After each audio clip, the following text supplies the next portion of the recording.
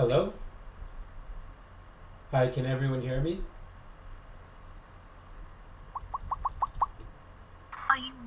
Yeah. Hi. So, yeah, we only have four people today. Justin said that he would come as well, so we might have five. Grace said that she wouldn't be able to come today. Today is just more of an informal meeting. I haven't prepared any slides or any lesson or anything like that, but if anyone had any questions, I'm happy to spend some time with you today.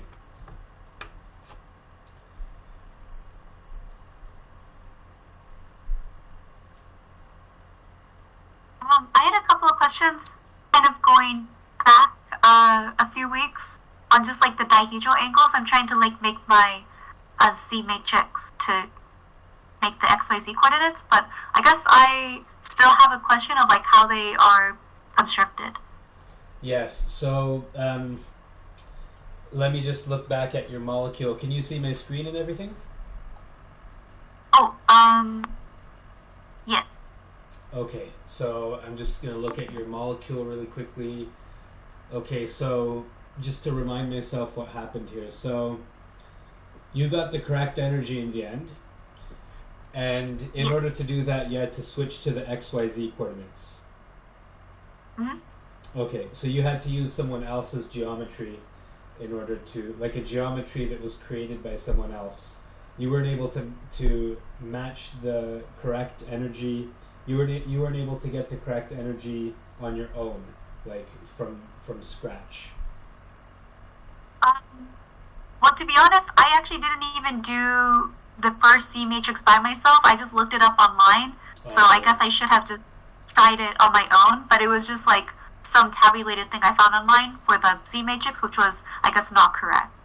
I see. Yeah. Well, I mean, if you find something online, the fact is that there can be thousands of geometries for one molecule. Like, you can calculate a geometry with various different methods, and it won't be the same as the experimentally measured geometry. And then even when measuring it experimentally, there could be an experiment from the 1960s or an experiment from 10 years ago. Every experiment will have a different geometry. So if you found something online, we don't know where that comes from. So this is the reason why I'm trying to emphasize to all the students to find the geometry in a good, accurate reference manual and to build the Z matrix on their own. We're not going to do that for the GW5000 dataset because it's just too many molecules to do manually. But for one molecule, I think every student should be able to do one molecule on their own at least. Okay, so you didn't create the Z matrix on your own. Did you find the parameters? Yeah, you found. Okay, so you found this paper which had some geometries here, but this looks like it's a theoretical geometry, not an experimental one. Because they're talking about Hartree-Fock and all that. Mm-hmm.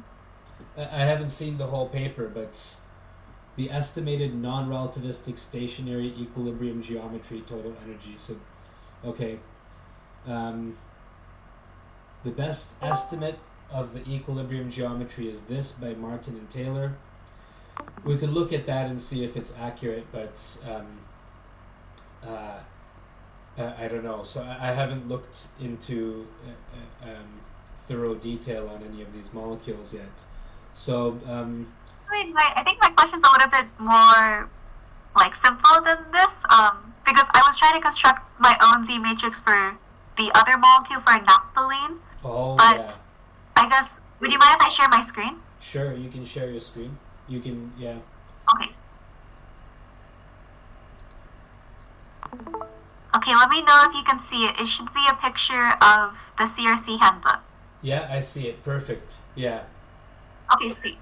So naphthalene, they gave about like 5 different bond lengths between the different carbon-carbon connections because in naphthalene, apparently, because it's planar structure, the carbon-carbon bond lengths aren't all equivalent, which is fine for me. But when I tried to actually like learn it myself of like how you actually construct the Z matrix, and I think the thing that's making me confused is like how you are supposed to do the dihedrals and with the first starting one. So when I tried to just do it on paper to make my Z matrix, it makes sense of like building it. So if I start the first carbon, which is this, I don't know if you can see my cursor, but it's the first CA carbon to the right of C. So if I use that as my first carbon, like I get how the first carbon is just like it's the reference, so it's just by itself, and then I shift over, so it's like 1, 2, 3, 4, 5, 6, 7, 8, 9, 10. And for all the hydrogens, I just go around again to make a total of like 18 different atoms. So I get how this is the first one, and then you go to the second carbon, and now it has the bond length to the first carbon with the bond length AB for carbon B to A. And then you go to the second carbon, and the second carbon, to me, it is bound to the second carbon with the bond length of carbon B to B with an angle to the first carbon of the bond length of CB, CB, CA. And there isn't any dihedral angle because you need to have 4 atoms in order to make the angle between 2 normal planes. So you need a 4th atom, which it makes sense for the 3rd atom, we don't have that. And so when we move on to the 4th one, this is where we have the first, I think we could have the first dihedral if it's not like a linear structure. And I guess that's one of my questions of like, I'm not really, like, I have some chemistry background, but I guess I'm not really sure like when it would make, like, it makes sense for me, like in this kind of like benzene structure, that these carbons are kind of like stuck. So sometimes they might not be able to make a dihedral because the dihedral should be like this rotation where the bond lengths are still the same. So like, I guess one of my questions is like, if it's just carbons, like maybe there isn't a dihedral. Like I guess I don't see how I would find a dihedral because they don't give any more angles other than the angle between CA, CC, and CC, which it would seem that like between like a CA, CB, and CB, there'd be another angle. I'm not sure if this is like 60 degrees or like 120 degrees. And then I guess my big question of like how we're actually constructing the Z matrix, if I like shift down to the like 1, 2, 3, 4, 5, 6 atom, I think it's kind of to the point of like you can make a bunch of different Z matrices. So if I said like the first, like the bond length between the 6th carbon and the 5th carbon is the bond length between a CA and a CC, and then the angle could be between CA, CC, and CA, or CA and CC, but it couldn't be between the CC here because I haven't denoted it yet because this would be my like 8th carbon and I'm on my 6th carbon right now. And then for the dihedrals, like I guess I'm also kind of confused because the dihedral could be, is it just between like 4 adjacent ones, or like I guess I don't see how you're supposed to create a like standard model. Maybe yes. I'm overthinking it. Okay, so first I will say, because you were talking about how you did the CA-CB bond length and the bond angle and all that, so all of that is correct. Everything that you said, I believe, is correct until you got to the dihedrals. So you don't have to worry about, you're not doing anything wrong for the bond lengths and bond angles.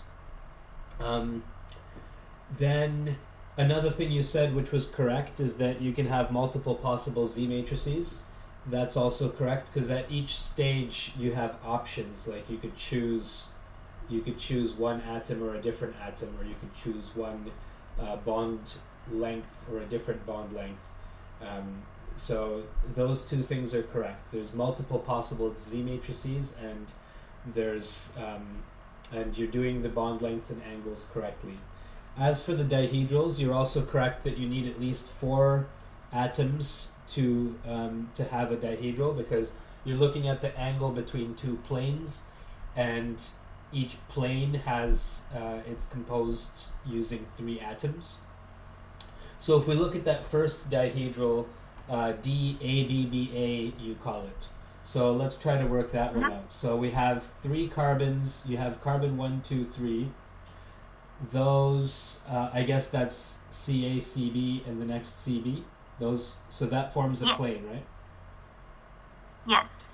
And then you have, so the 4th carbon, you're bonding that to the 3rd carbon, and you are making an angle with the second carbon. So let's make the second plane the CB, using the second, third, and fourth carbons. So between those two planes, what is the angle supposed to be?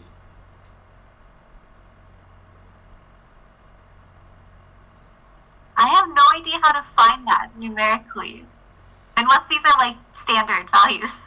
Yeah, so I guess in this case, I mean, the CRC handbook doesn't talk about dihedrals, and I think naphthalene is supposed to be a planar molecule, right? That's already established. Yes. So you agree that naphthalene is a planar molecule? Yes, I think I know it is a planar molecule. Okay, and I think I missed, you said something about a chemistry background, but I didn't hear if you said you have a chemistry background or if you don't have a chemistry background. So I majored in chemical engineering, but as a chemical engineer, we don't really do, like, other than basic general chemistry. So this is like a little bit, like, we didn't learn about dihedrals at least. Oh, really? Okay. Okay. Yeah. I guess you don't need to know what a dihedral is to be a good chemical engineer, but certainly being able to simulate molecules and do quantum mechanical calculations and predict properties of molecules from a computer, I think those are useful skills for a chemical engineer to have. Mm-hmm. And you said you majored in chemical engineering, meaning that it's over, or you're still in the middle of it? Yeah, I completed the degree, I think 2 years ago now. Oh, okay.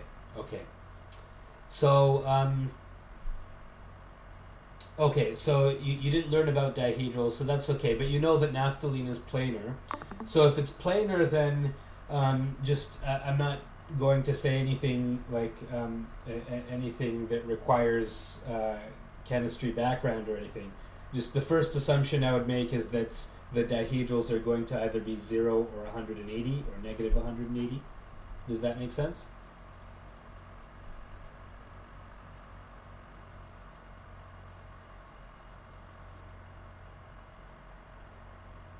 Okay. So an angle of 0 would mean that there's no angle between the two planes, and an angle of 180 could be possible depending on how you order the atoms.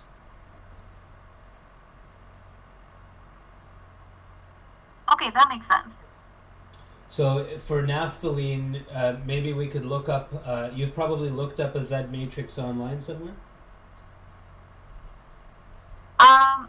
Actually haven't tried to look one up for naphthalene yet. You tried not to look it up so that you would just do it on your own, right?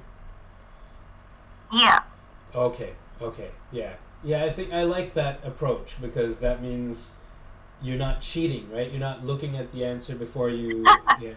So it means you're actually learning how to do it on your own. And I think, so on our own, the two of us have basically assumed that first dihedral is either going to be a 0 or a 180. And now that we've done it on our own, we can check our answer. I think that's okay. So shall we check online, like just find a Z matrix for naphthalene and see... I actually have some Z matrices for naphthalene. Oh, let's see. Oh, okay. I don't know if you want to pull it up or not. Oops. Do you want me to pull it up? I don't know how quickly I can find one. I guess. Okay, I can look for... So I have a database on GitHub.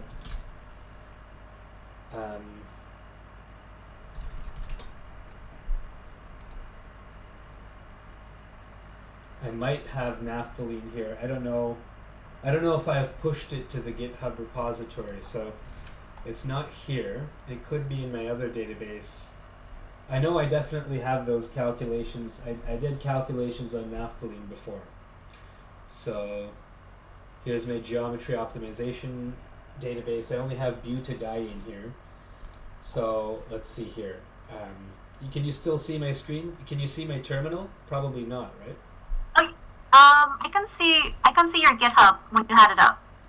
Okay, what do you see right now? Do you see a terminal? No, I see your Discord screen.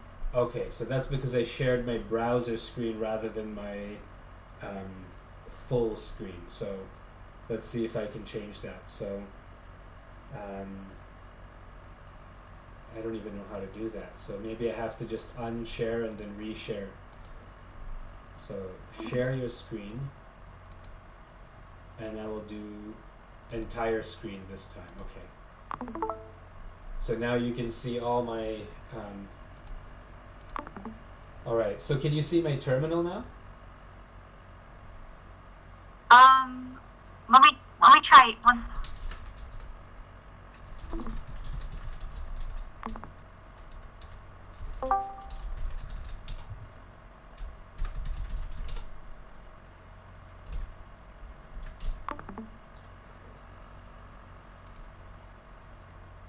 I cannot see your terminal, but I think it just might be my computer. Actually, I can't even see. I can see my own terminal myself, but in Discord I can't. It's just like two purple dots. Okay, that's the same for me. So for you, it's just two purple dots. Yes. Okay, so yeah, maybe Discord is having a hard time sharing the entire screen.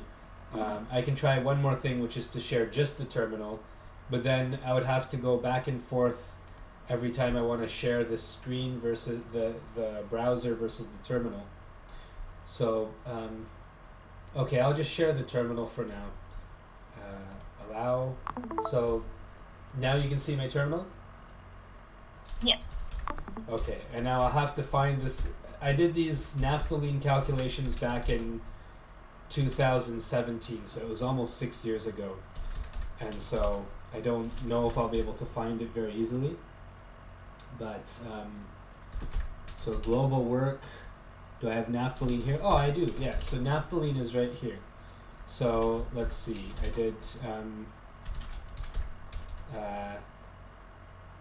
what is this? This is MRCC. So here I have an XYZ file, so looks like I don't have. But in this XYZ file, I don't know if you can see this. Is the font too small? No, I can read it. So all the Z coordinates are 0, meaning that it's a planar molecule.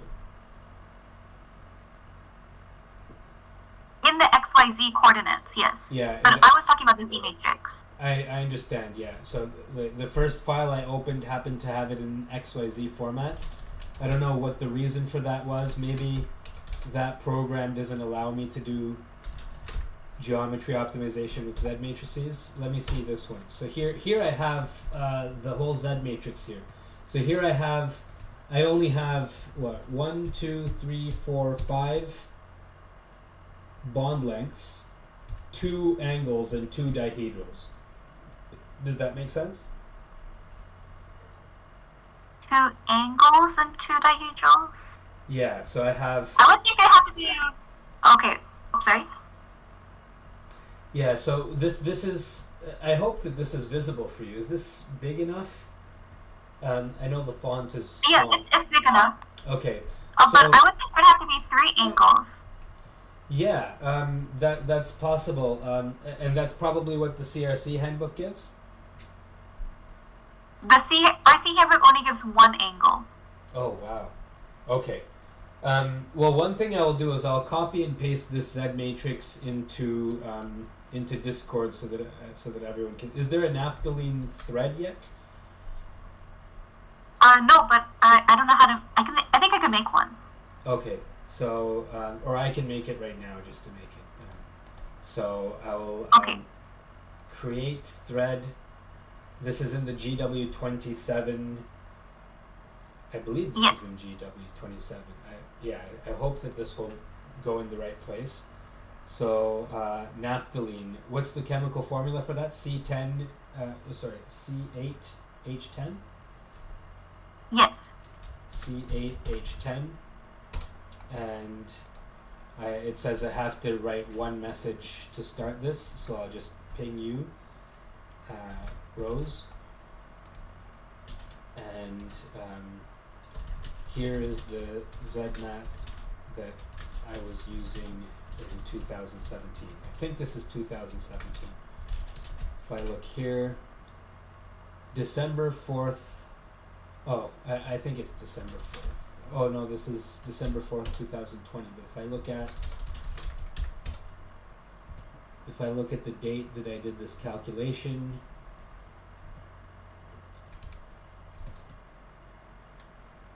this was done November 27th, 2017. That's when I did the calculation. So that I was using in 2017, and then I'll just paste this here so that everyone can see it. Okay, so now the font is a bit bigger, and we see that there's two dihedral angles. There's D1 and D2. One of them is a 0 and the other one's 180. Uh-huh. So I think the choice of 0 or 180 is going to depend on how you order the atoms, how the atoms are ordered.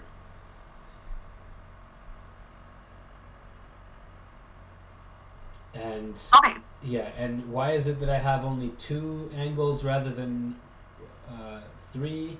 And the CRC handbook has only one angle? Yeah. Are you able to paste that from the CRC handbook? Are you able to paste that image into this thread so that we can look at it? Yes.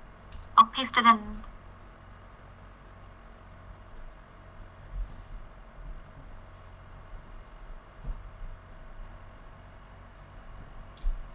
Okay. And it also doesn't give a. I mean, I think you also have these 5 ones, but isn't there also a bond length between the carbon and the hydrogens? I definitely have a bond length between the carbons and the hydrogens because I have this RCH1 and RCH2. Yes, but they don't even list one for naphthalene, which is very confusing to me. Yeah, so in this naphthalene, you can see at the end on the right side it says ED, and that means electron diffraction. And so electron diffraction data isn't even that good. So this is why, I don't know if you've been following other threads, but I've been encouraging people to find original publications in scientific journals that have, where did CRC get this data from? That's a question I've been asking a lot of people. So the CRC handbook is a good place to start. It's a good place to start because it just gives you some numbers that you can try to compare other papers with that. So I don't know if you followed other threads, but in this thread and in the iodine, this one was Paylene's thread for vinyl iodine. There's been a lot of good resources that some of the students found here. So one example on Google Drive, there was this PDF. Oh, you can't see my whole screen now because I'm sharing just my terminal, right? Yes. Maybe I'll switch back to the browser. Change windows. I'll change to the browser. Okay. So what do you see now? I see structured data free polyatomic molecules. Okay, yeah. So this book only has data from experiments from 2009 to 2017 or something like that. 2019. So from 2009 to 2019, if someone did an experiment, it will be found in this book. So this they have molecules with 10 or more carbon atoms, molecule with 7 to 9 carbon atoms. So it's probably going to be somewhere after page 671. But I can't change the page number that easily because this is in some...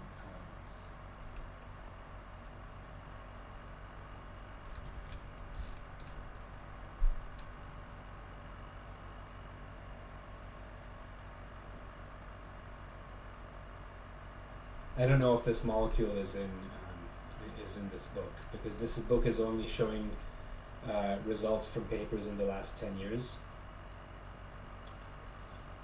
This is very tedious to scroll through like this. I tried typing the page number here, but it doesn't allow me to. I could download it and open it in a browser.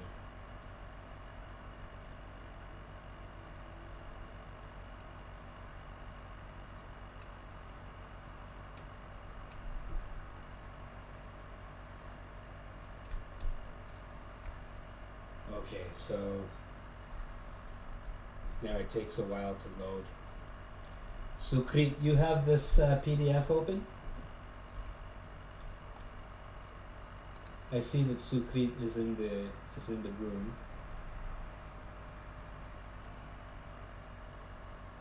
I don't have it open right now, but I can try opening it up.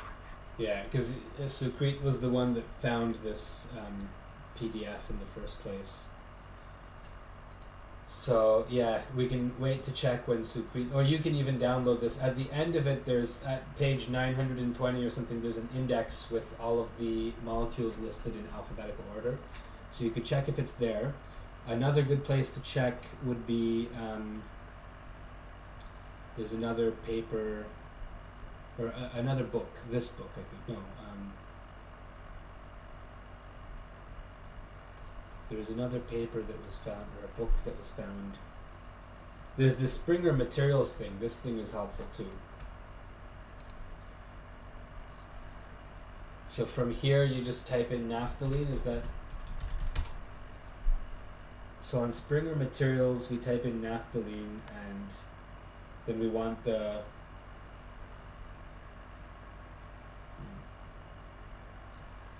atomic defect, framework structure. Yeah, I don't know if I'm searching this the right way. One of the students found that this website was helpful for finding structures and papers related to structures. Another thing we could do is to go on PubChem. Yeah, Sukrit? Yeah, you were saying something? Yeah, for simpler molecules, it shows up on the top, like for vinyl chloride or something like that. I don't know why it's not showing up for naphthalene in the Springer materials. Yeah, so now I'm website. using PubChem. In PubChem literature, so there's a bunch of papers, but there's 168 papers here, so that's not so useful, is it? Spectroscopic, but that's dimethyl naphthalene. So we just want naphthalene, not dimethyl naphthalene. We don't want an extra methyl group on the first and fifth carbons. So this is one place to find geometries, the original papers, but that paper is not so helpful. Sukrit, did you open the book? Does it have naphthalene at the end?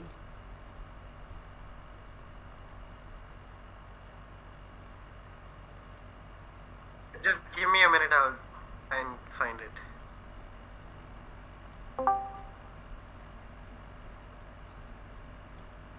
There was another book that we had here that was, this book might help, okay. Let's just get it from Sci-Hub to speed things up.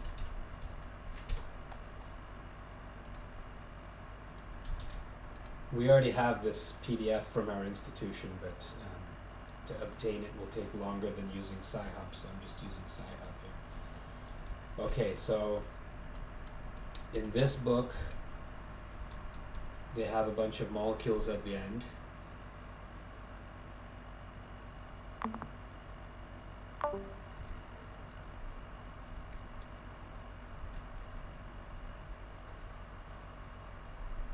I did find a PDF for naphthalene on that Springer Materials website, so should I paste it in the thread? In the naphthalene thread, yes, please, yeah.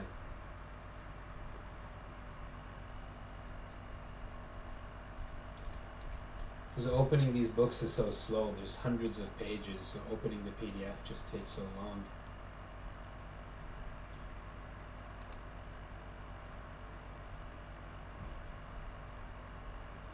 Okay. Oh, naphthalene would be here. Okay.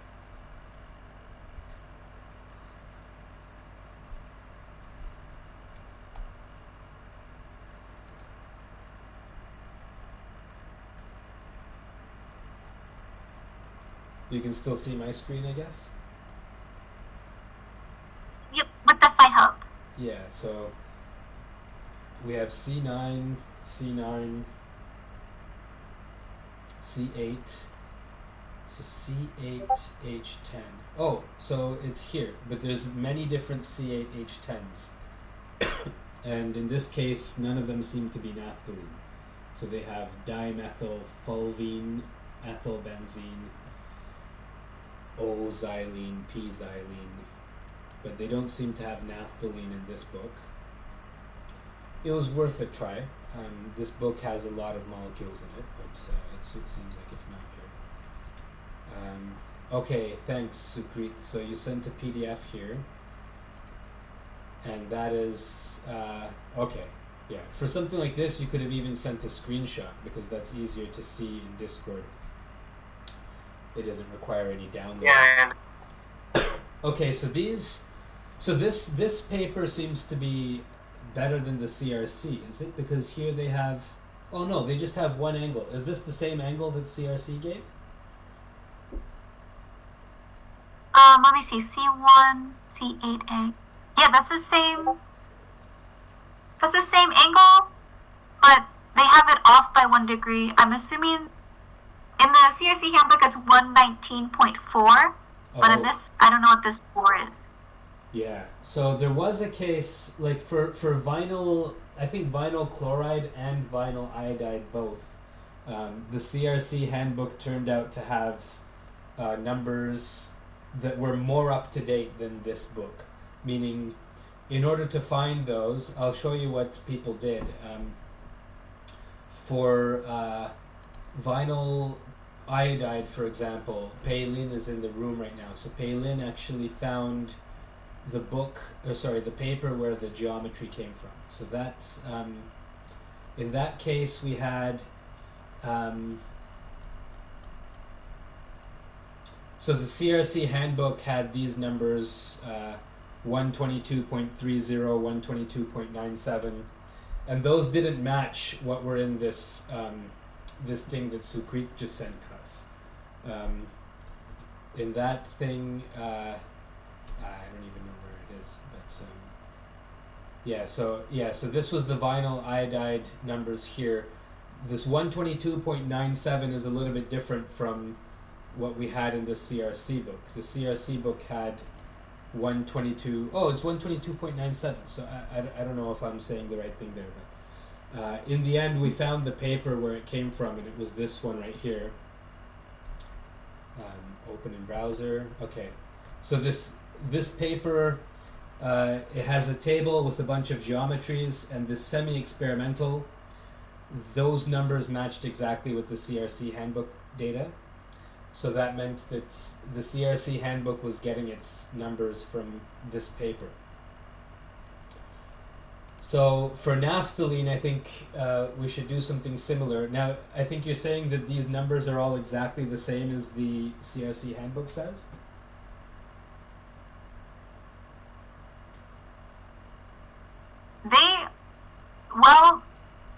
They are completely different. They're different? Yes. Okay. And I think I put the CRC angles in the Discord thread already, so Yes, you did, you can see yeah. how quickly they're different. Yeah. And I have a printout of the CRC handbook here, so I'm just looking at it quickly here as well. Okay, but it does make a lot of sense. I guess I was just thinking that the CRC handbook was what you wanted to standardize everything, but I'm more than happy to look at other places to get a complete and more accurate geometry data. Yeah, I think that's a good idea. Yeah. The CRC handbook has very different numbers. In fact, I think the CRC handbook doesn't even have as many digits. It just has, in my copy, the bond lengths are 1.42 instead of 1.422. So there's one fewer digit for everything, right? And I guess just to for a clarifying question, even though there's many different ways to make the Z matrix, like what your starting atom is and all of this, as long as it's correct and you're consistent, it should give you the same ground state energies, right? Ionization energies. 100%. Or is that not true? Yeah, 100%. Okay, So it shouldn't good. matter where you start your Z matrix and what order you use to construct the Z matrix, because in the end, the energy is the solution to the Schrodinger equation. The Schrodinger equation when you look at the Schrodinger equation, it depends on the distances between the nuclei, and so if you have the distances correct, then the Schrodinger equation is correct, and the solution to the Schrodinger equation will be unique. Does that make sense? Yes, it does. Yeah, so as long as the geometry is correct, the solution should be correct. And yeah, so we've established that this data doesn't match the CRC data. I don't know which one is more recent or more correct. One thing I can see here is that there's a 1981 paper here in Journal of Molecular Structure. Now, naphthalene is such a common molecule, I would be surprised if no one's done a more recent and more accurate experiment on this molecule. So what some of the other students have done is they've looked up on Google Scholar. So you can see there's only 78 papers that have cited that paper. So Google Scholar. If anyone did an experiment with a more accurate geometry, established a more accurate geometry for this molecule, they would probably have cited this previous paper from 1981, because that was the previous state-of-the-art geometry. So there's only 71 papers here, or 78 papers here. Payleen for vinyl iodide already looked through 85 papers or so and found the best, 2006 paper that had the best geometry for that molecule. So similarly, we can go here. Now, here they're talking about benzene compounds. We ignore that. We ignore reacts FF. That has nothing to do. That's a force field, reaction force field, universal force field. Like, this is molecular dynamics. Whenever you see force field, you can ignore it. This is talking about acenes. So naphthalene is a polyacene, right? So that paper might be worth looking at. So we could look at that PDF. Role of the water molecule in something, we can probably ignore that. This is about polycyclic aromatic hydrocarbons, and naphthalene is a polycyclic aromatic hydrocarbon, so we can look at that paper. This is about naphthalene, vibrational spectrum of naphthalene. This looks like it's important, but this is the paper that you looked at, right? This was Martin, 1996. So you've already found this paper. Huh? I don't think so. You had in the first message. Oh no, that was for a different molecule, right? That was for C2H something. Yeah. Yeah, because that was 1996, and it was also by Martin, so that kind of threw me off. Now I know that Jan guy's Martin. busy. Okay. Pardon me. But no, okay. Yes, I think I know. I think I can find some newer literature for the bond links. Yeah, thank you. That would be nice. And I'm just kind of showing everyone, like, this is the way I do it. There's only 78 papers, and half of them can be ruled out, and then you just click on you just have a lot of tabs, you just open a bunch of papers, and you just see whether or not there's a geometry or bond lengths. Like, if it looks like there's bond lengths, now this A1, A2, A3, are those angles? No, they don't seem to be angles. So I just quickly scroll, and that's how we do it. That's how we find the most recent data. So I don't think I'm successful this time, but on the first attempt. But yeah, with a bit more time, it's possible. Now this Jan Martin, I know Jan Martin is a theoretician, so he does calculations. But sometimes these theoreticians, when they calculate a geometry, they compare it to the best experimental data at the time. So this paper might be worth looking at. He might have a table where he's comparing his most accurate theoretical geometry to the most accurate experimental geometry. So Martin. Now I have a feeling that you had found a paper by Martin before. Right here, 1996 by Martin and Taylor. So same year, same author, but different molecule. Yes. Yeah. So I'll have to find that paper again. This was just a screenshot. I don't know if I saved it. yeah. Whenever you send a screenshot like this, if you also provide a URL to the link, then it's just easier to reproduce in the future. Okay. Okay, so yeah, for naphthalene, yeah, I mean, it's a bit more of a challenging compound because it has, 18 atoms in it. but it is planar, so you don't even have to worry that much about dihedrals. You have to just decide whether they are 0 or 180. And I have given you an example that you can use to compare if you have a hypothesis about, like, maybe I assign 0 or 180 in a certain way, you can check that with the Z matrix that I gave you. So I don't know if that completely answers your question. Maybe next week I'll try to organize a meeting where we can all just talk about dihedral angles. I said that I would do this last week, but not a lot of people came. So yeah, if everyone can maybe give like a 5-minute presentation about how they found the dihedrals in their molecule, I think it would help everyone else. But we don't have that many people here today, so I don't think we have to do that today. Okay, no, thank you so much for your time. Sorry this took so long to address. No problem at all. So anyone else here want to talk about their molecule or want to talk about anything? Something I would just, when I was creating the Z matrix, there were a couple of really helpful videos online on dihedral angles, which I think might be useful for everyone to see as well. So I could link them if you want. Okay, sure. So where would be a good place to link that? Maybe in the geometry database I can make a thread called dihedrals?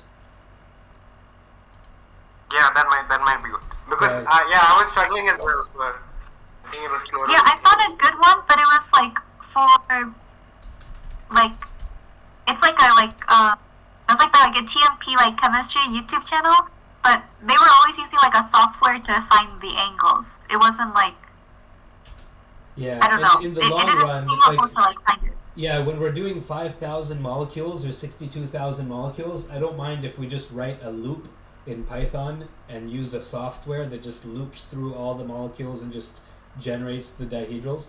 But in the very beginning, I think everyone should be able to like choose 2 or 3 molecules and master those molecules.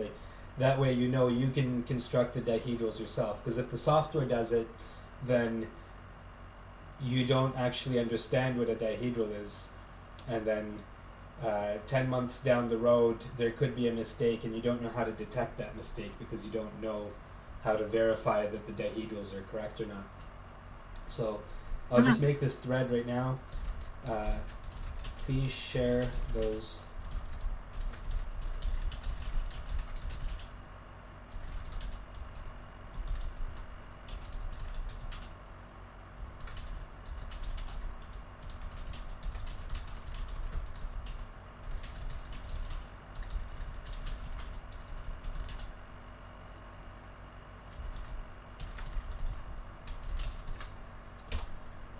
Perfect. Okay. So yeah, if you can share those videos, that might be helpful. They might even be helpful for me.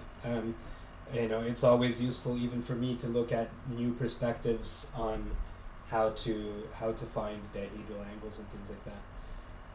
So yeah, and that's what you used to make your, because you made a Z matrix for vinyl chloride, right? I had made it for chloroethane earlier, but then there was some problem because that wasn't in the original data set, so I switched to vinyl chloride. Yeah. And now I've made the Z matrix for that as well. I just have to run the calculation. Perfect. Yeah, and so you made that Z matrix based on these tutorials, basically. Yeah, it just explained, like, when you're creating the Z matrix and you put numbers, you put a number before putting the dihedral, and so you have a series of 4 numbers. What does it mean? Like the 4, 3, 2, 1 dihedral angle. It's the angle between the plane containing the first 3 numbers and the last 3 numbers, and just things like that, so that you can get familiar with it. Yeah, and that's what we were saying with naphthalene. Like there was the Ca, Cb, Cb, and then Cb, Cb, Ca. And I was saying that the first 3 atoms are forming one plane, the next 3 atoms are forming another plane. So that way, because when you have 4 atoms, there's a lot of different ways that you can form 2 planes. But by looking at the order in which these atoms are presented, you can narrow that down to basically just one choice for the dihedral angle.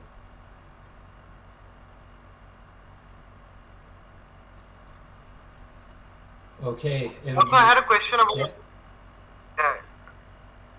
Sorry to interrupt, but in when we look at a lot of papers, the last digit is in parentheses. I don't really know what to make of that. Does that mean there's some sort of uncertainty in the last digit? Yeah, the last Or digit is. Should we use Yeah. the last? Usually, when there's a digit at the end in parentheses, that means that it's the uncertainty in the last digit. Okay, fine. That makes a lot of sense. Okay, fine. Yeah. So we found this for in here vinyl iodide. We had 2.084. That basically means 2.084 plus or minus 1. Okay, that makes sense. Yeah. Justin and Paylin and Vandan, you're also in the room. Any questions or comments or anything you want to talk about?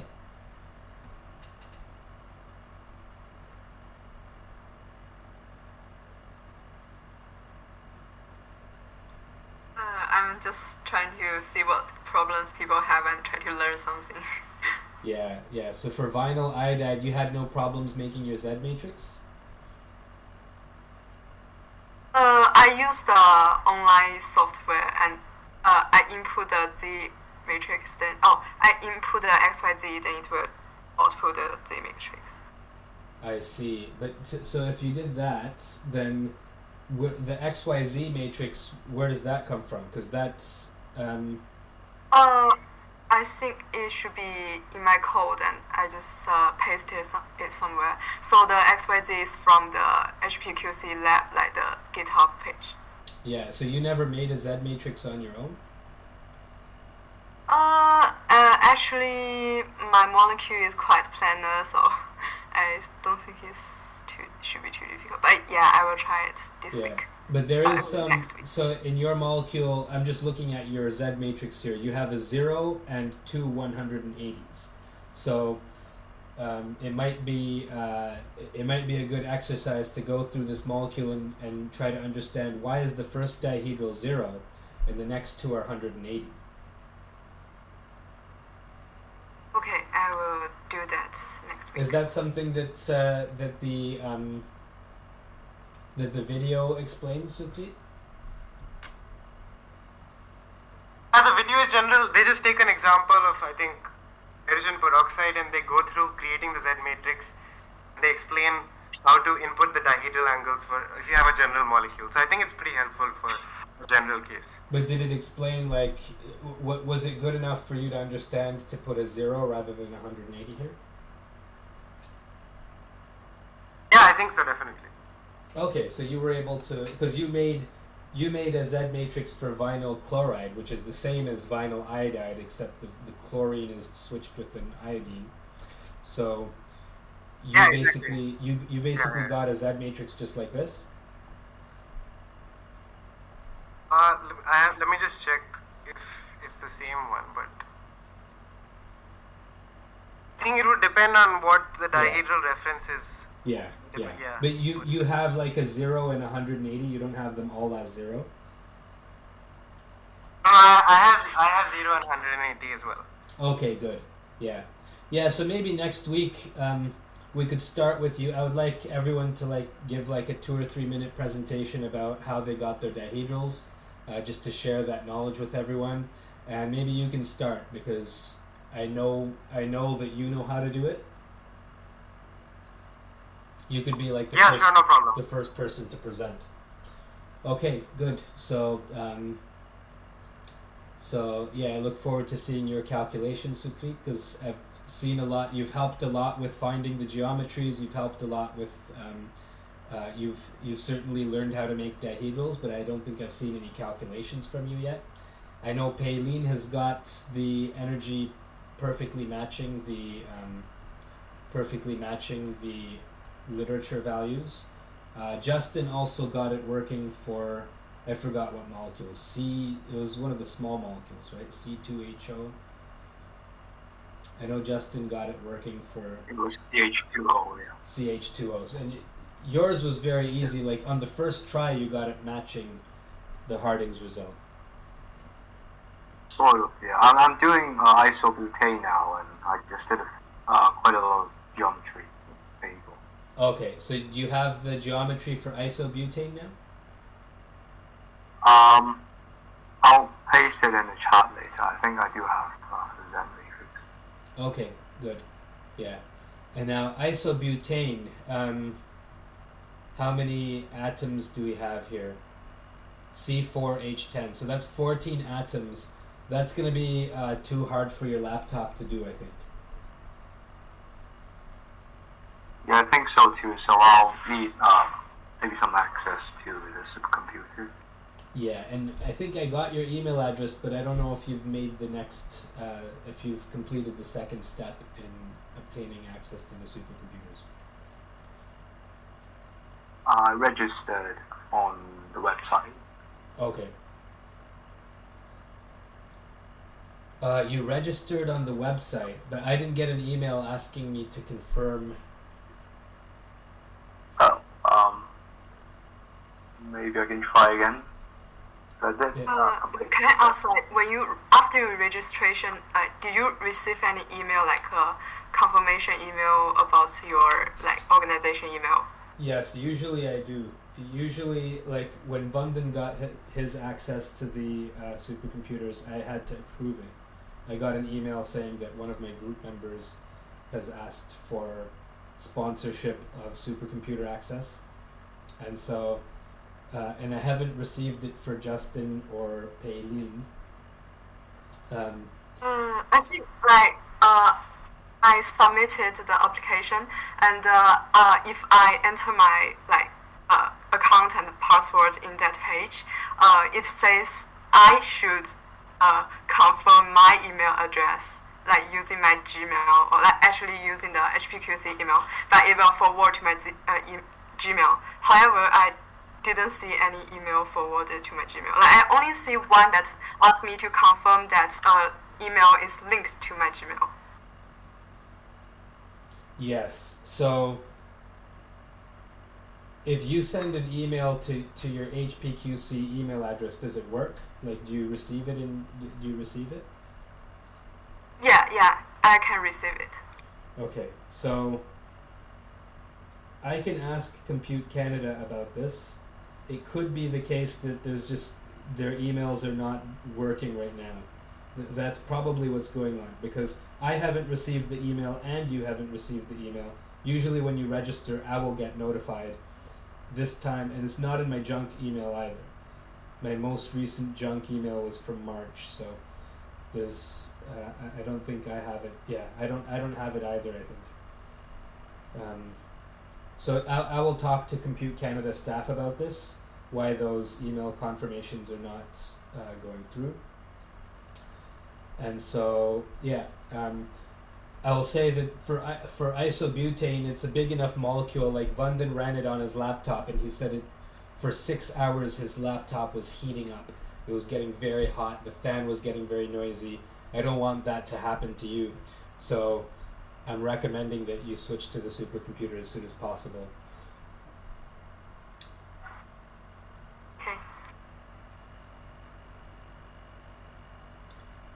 Okay, it looks like I've talked to everyone here at least once. Henry was in this room before, but isn't in the room anymore. Vunden, did you have any questions or comments? Just this PR that we are discussing about, the GW5000. Yeah. That I don't have the right access, so I cannot merge a PR. So I can merge you can either give me, if you can do if you can merge it, then you can do the squash thingy. Oh, you can't squash it yourself? I can't merge because right now I don't have the right permissions to the repo. Yeah, but I want you to squash the commits before you merge. Yeah, but you can do that on the UI itself. So if you just click if you go down and you click the thing, squash and merge. The 8 commits from this branch will be combined into one. Oh, I didn't realize we could just do that ourselves, because it used to be, I mean, and that's probably a new feature, because I remember it used to be a real pain. We'd have to learn how to squash, there's commands to do that, right? And I used to, There was one pull request that took me a year because I didn't want to learn how to squash. The 8 commits from this branch will be combined into one.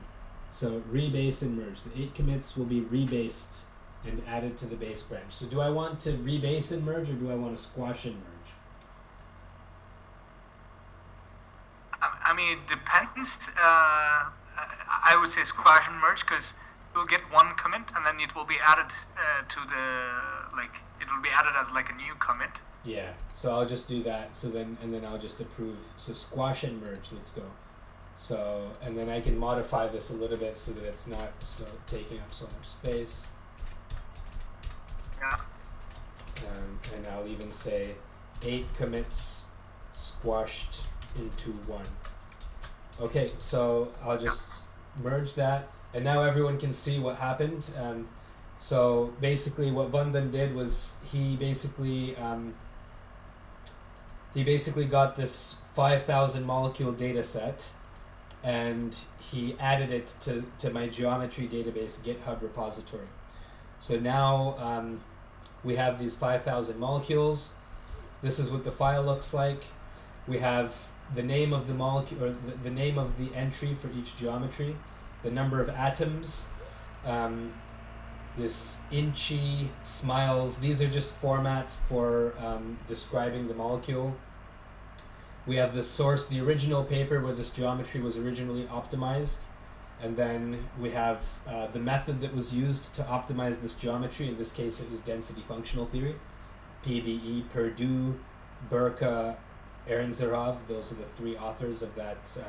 And then it used this Chachenko, Schaefer, van der Waals damping function. So anyway, there's some properties of each molecule, and there's about 5,000 molecules here in this database, and we already have the XYZ coordinates. I'm not going to make you do a Z matrix for each of them manually, but we have these 5,000 molecules, and now we're going to have to write some interface so that PySCF can read this file. So instead of manually copying and pasting this 5,000 times into PySCF input files, what we're going to have is one input file that basically says we want to read this file, this geometry database file, and we want to loop through all molecules. And so we're going to first loop through, and so basically PySCF has to read this first line, and when it reads this, when it sees this identifier here, it should know that these are the coordinates to deal with. So that's the next step that we want to carry out. And there's other software. PySCF is not the only electronic structure software out there. There's also C4, MolPro, Gaussian, OpenMolCast, Dalton, Dirac. There's a lot of software out there, and I basically want all of this software to be able to read my database format so that this geometry database can be useful to everyone. So that's basically the next step that we're going to carry out in this project.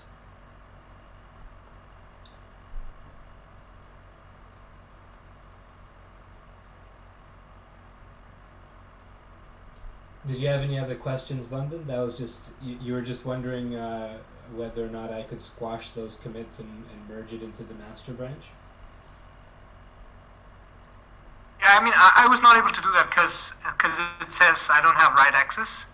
But okay. Yeah, now you did it, so it's like.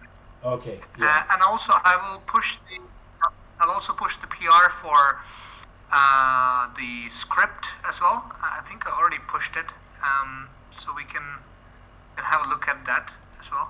That would I be think useful. you're looking at Yeah. it, So yeah. here I see the script now. You have it right here, right? Is this the script? If you can, Yeah. yeah, exactly. That's the one. Yeah. Where the commits? There's 12 commits to this. Okay, good. Okay, yeah, good. So this is the script that was used to generate that file. It's quite long, isn't it? Exactly. Yeah, but this, the nice thing about this script is that now that we have this script, we can use it to download the 62,000 molecules in the 62,000 molecule data set? Yeah, we can do something like we can just download the 62K JSON and then just run the script and it will generate the text file for the 62,001 as well. Perfect. Yeah. So that would be good to do as well, because it would be interesting to see how big those molecules are, and like how long it's going to take to do calculations on that script. Does anyone else in the group have any experience with pandas? Pandas is like a Python package for data, for basically data analysis.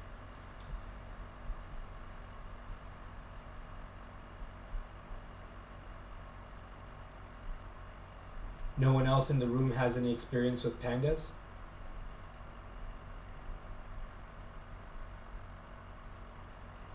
I've used it before. Justin has used it before? Okay, good. Yeah, so we have a couple people that have experience with it. This is all very useful. These are all very useful skills because, I mean, understanding pandas, that could help you get jobs in data science, even if you don't want to go into chemistry. So even if you want to go into bioinformatics or computational medicine or computational physics or just anything involving data. And, you know, science involves data, and we're beyond the stage where you have data where there's like an experiment with 6 or 7 values. These days we're talking about big data. That means millions of data and big files, and so data analysis, if anyone were to ever want to get a job in data analysis or to do scientific research that involves big data, it's useful to know a lot of these tools, like pandas, for example.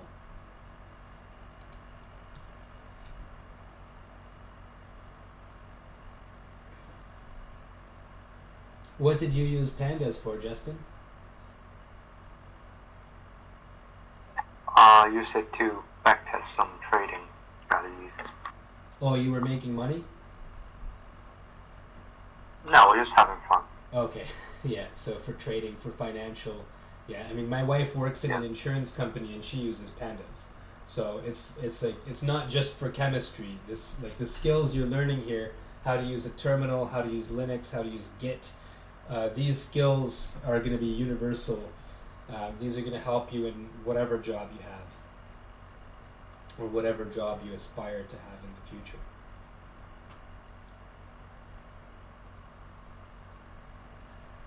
Did anyone else have any questions or comments or wanted to talk about anything? I have, like, I don't know, something that I would like to discuss, Nikkei. This supercomputer thing, the memory leak.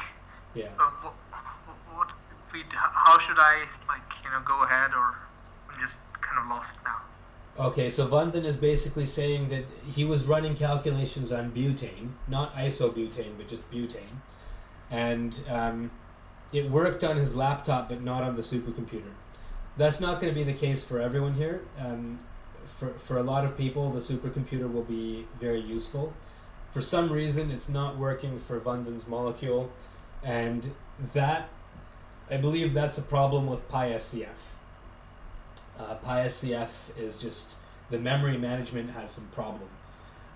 About that, I haven't had a chance to look at it in so much detail yet because we only discovered this problem yesterday, and I've been doing other things between yesterday and today, but I will take a closer look at it. I will talk to the author of PySCF and see what he has to say about it. And in the meantime, are you looking for things to do, Vandan? Because you can't do calculations on butane? Yeah, kind of. And I also have this, there was this book that I can't access via Sci-Hub. So if you can provide me like a PDF of that, I can try to make like another Z matrix for butane. I see. Because that was like a more advanced paper. We have it in the chat somewhere, but I can kind of look for it and write it again. It was a 1989 paper, if I remember right. Okay, so it's the book that you don't have access to, or it's the paper that you don't have access to? Let me just check if it was a book or a paper. Yeah. Okay, and for that kind of thing, you also don't have to ask me. Like, if you were to ask any of the students here, someone could probably help you with that. Sukrit helped with finding that book that he put on Google Drive. So Exactly. I'll do that. I mean, that's something. it was There's not like just 30 like, different people that can help with that. With the supercomputing Yes, stuff, yes. like, I'm the only one that can help with that. So basically, if you have questions about supercomputing, I'm the only one that can answer it. But for some of those questions, there's like 30 other people that could help you with finding the paper. Henry, I noticed, is back in the room. You were away for a few minutes. Did you have any questions, Henry? You're working on gold, right? On the gold dimer? Yeah, I've been working on the gold one. So I managed to find the bond length in the manual, the handbook, and I was looking through some other resources to see if I could find it there too. But since I found it in the handbook, so I've created the Z matrix, and I've tried running it in the program that's on the GitHub. I was encountering some issues, so I'm going to try again today to fix it. But otherwise, that's where I'm at right now. Okay, if you have issues, like now we're here and available. So if there's anything I can help with, I'd be more than happy to do so. What were the issues that you had? Well, I don't have access to my computer right now, but every time I try, because I was running it through terminal on my Mac. Yeah. And every time I tried to run it, the program would run. Like there were no errors in running it, but it would just the output wouldn't. It would take a very long time, especially for a 2-atom molecule, and the output wouldn't actually display the energy levels. It would just be loading essentially. It would be limiting. Loading, as if it was still processing. I understand. So that could happen if the file is too big. You basically can't open it. Is that what it is? I don't think so, because it was just the short code that's on the GitHub. I just modified it with my Z matrix. I didn't modify the frozen parameter value or anything like that for the gold, which maybe I should have. Do you know how big the output file is? So if you want to see how big the output file is, you can't see my screen here, right? I can switch that. So I'll go back to the terminal. Yeah. Okay, so if you do ls-l-h,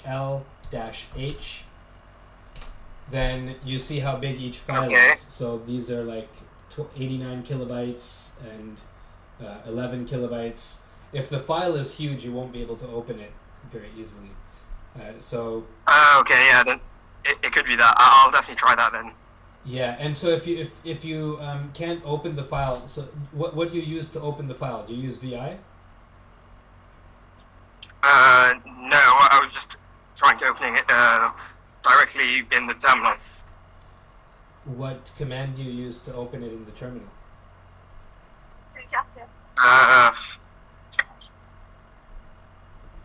I can't remember exactly what it was. It was one of the ones I think that someone posted in one of the Discord subgroups. Okay, yeah. So VI will open the file. So here I just did VI molpro.5 and I got this file. But if the file is too big, it's going to be loading forever. So in that case, I'll do tail molpro.5, and that's just going to give you the tail of the file. That's just the last few lines of the file. And if I do tail-n50, that's going to give me the last 50 lines of the file. Right? And if I want the beginning, I'll try that. If I do head, I'll just get the first 50 lines of the file. Okay, I'll definitely try that. I think that could be it, actually. Did you know those commands? No, I wasn't familiar with those, actually, yes. Thanks for... Yeah. Sorry, no, I didn't know those. Did anyone else know those commands? Because I want to No. I want to give training to all the students so that they know how to use these commands and stuff. But I don't even know where to begin with that because I've been using these commands since I was like 9 years old. So I don't know how to teach that.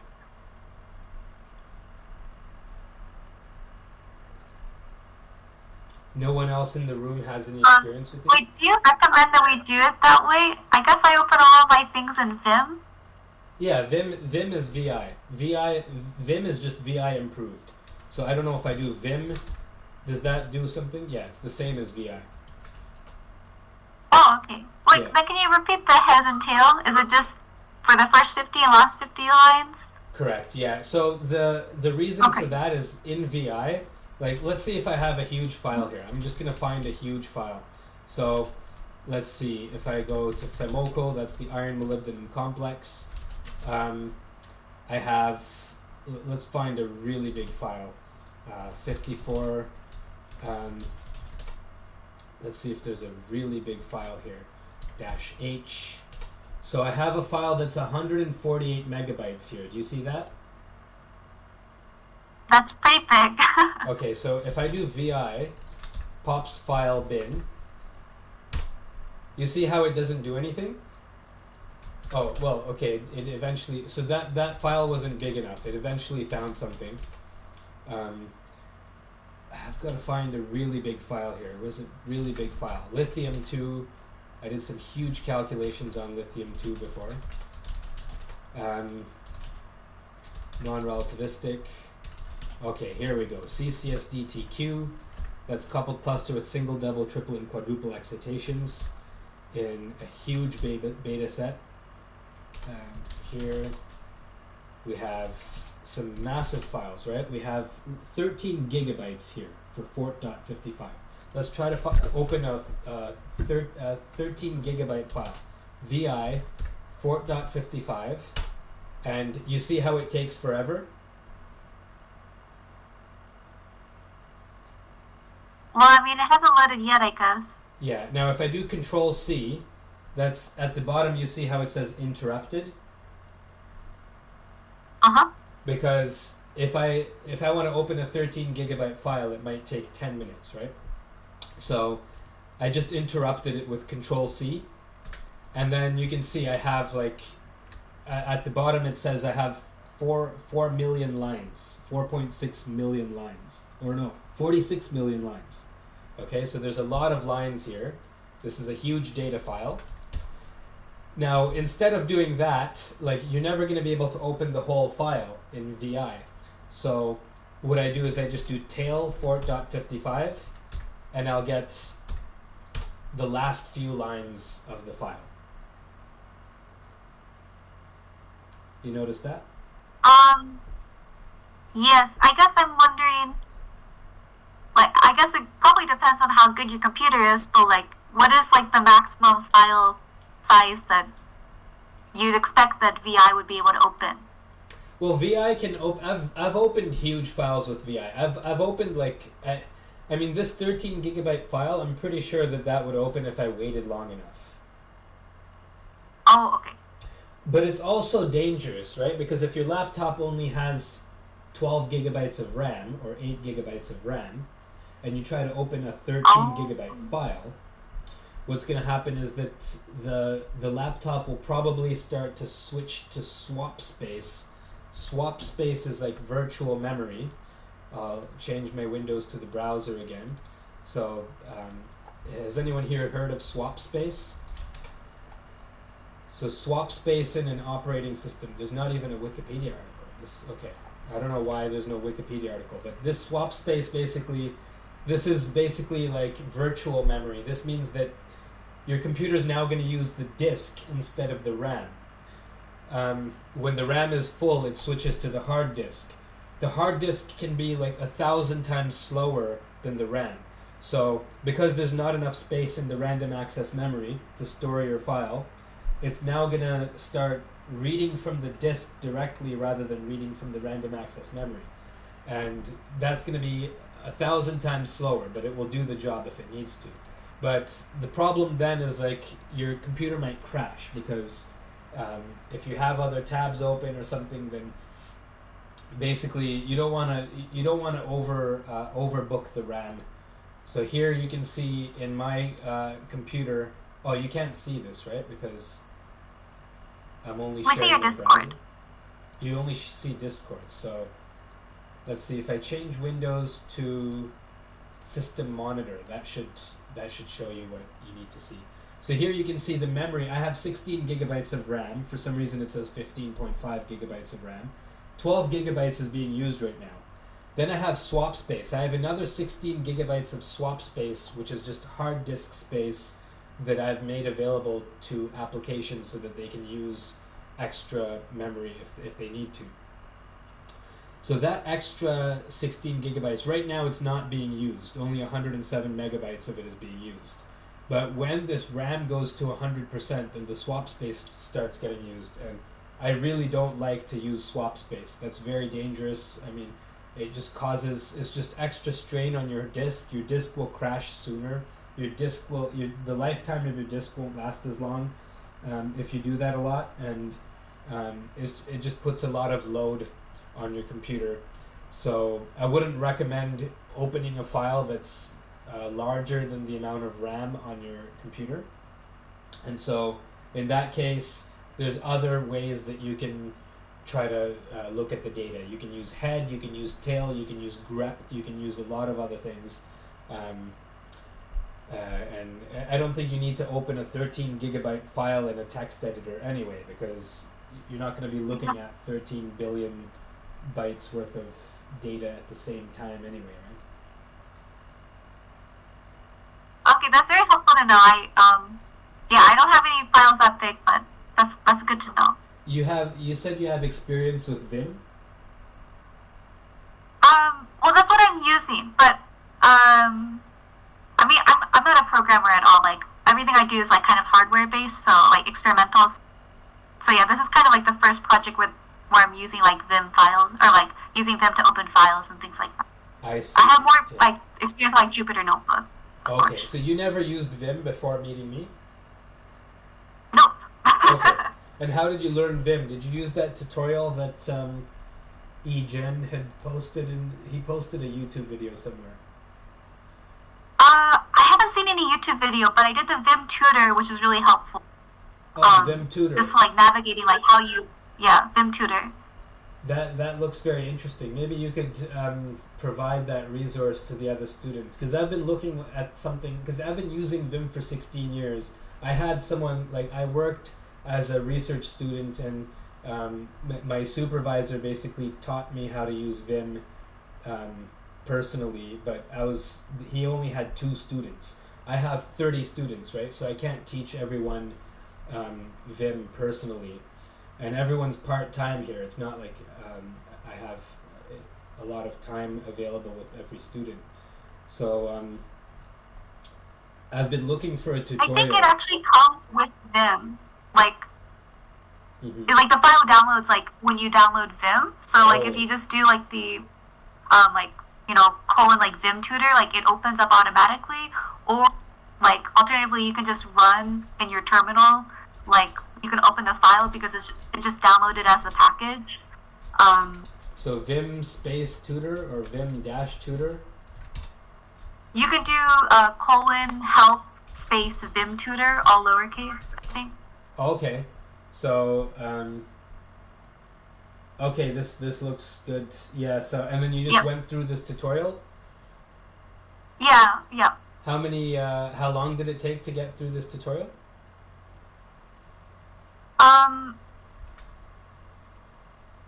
I think I went through it kind of slowly. It took maybe an hour and 20 minutes. And you got through the whole thing? Yes. Oh, that's great. Yeah, that looks like it's very useful for the students. Maybe you can recommend that somewhere. I don't remember where it was that. Oh, it was in the Windows users. Was it in the Windows users? Linux. I think we need to have a resources channel where we can just have resources like this. We might already have a channel like that. There's already a channel, but like you said, it was posted in the Windows users, and then you said, I will move this to the resources. And I think you did move it to the resources. Where is the resources? I can't find it. Is that Same thing. I can't find it online. Maybe it's inactive, so it's kind of like hidden or something. Yeah, these channels get hidden after. Okay. So supercomputing resources. So here's the YouTube video about Vim that Ejen used, and perhaps Rose, you could probably maybe you can provide. I'm not sharing my screen right now. Maybe you could provide in this resources page. I'll just pin you Yes. here. Okay. I wish there was a better way to see all the like threads, because I feel like some things have gotten lost in like a specific thread of like a link to a book or something like that. Yeah. It's getting a little bit tricky to find everything. Yeah, I'm sorry about that. Yeah, I've noticed that too. I'm having trouble finding things as well, and I don't know if other people have better advice. So, what do people use here? People use Slack or Zulip? Do people use Discord mainly, or do they use Slack or Zulip instead? I use Slack for university, but I'm not sure how well it works if people don't have like the other than the basic option, you know?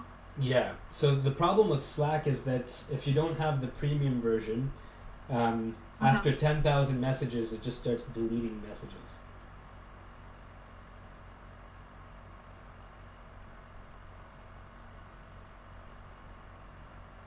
Sorry, where did you put the new resources thread? Oh, I thought that I pinged you here. So at Rose. Okay. So now you should be pinged. Okay. Yeah, and you found Vim okay? Like you're able to use it okay? Oh, actually, it's very fun to use. It's very fun to use? I mean, yeah, it's okay. But, I mean, like, I think, like, Jupyter Notebook just makes more sense. Like, if you've never, like, used like, that kind of, like, space before. Like, obviously, like, moving around and, like, having the different, like insert and visual modes is, like, that was difficult at first.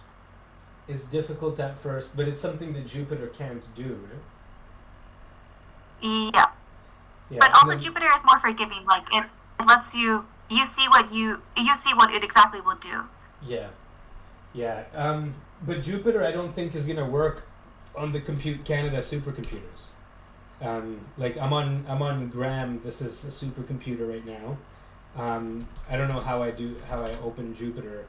So it looks like there's some Jupyter here, but I don't know. Like for a supercomputer, you're logging into someone else's computer. If you try to open a graphical user interface, it's not going to work very well. It's going to be slow, and VI is the standard way. VI in a program called Emacs. Emacs is another way, another program, but I don't know how to use Emacs, so I'm kind of stuck. I don't even know how to exit this now. So I'm stuck because I don't know how to use Emacs. So quit Emacs. I have to look that up. For VI, it's a lot easier. So I have to type this command in order to exit Emacs. So there's a small number of programs that come with the supercomputers. So I don't know how to exit Emacs. Does anyone know how to exit Emacs? I've never used that. Yeah, I made a mistake by opening this. I was trying to show you that there's other options, but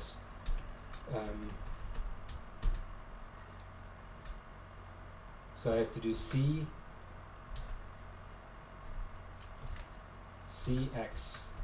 C,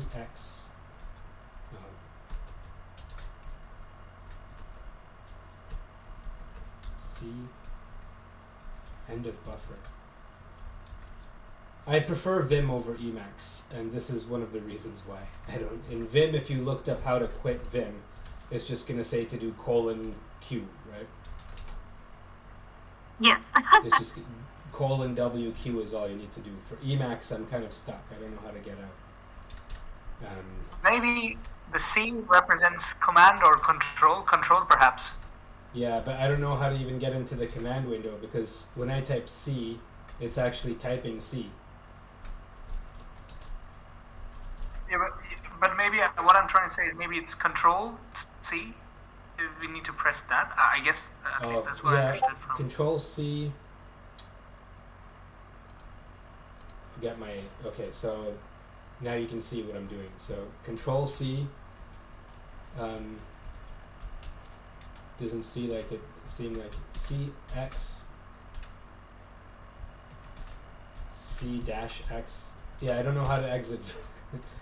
One thing I can do is I can log in from a different login. So SSH Nikkei at gram.computecanada.ca.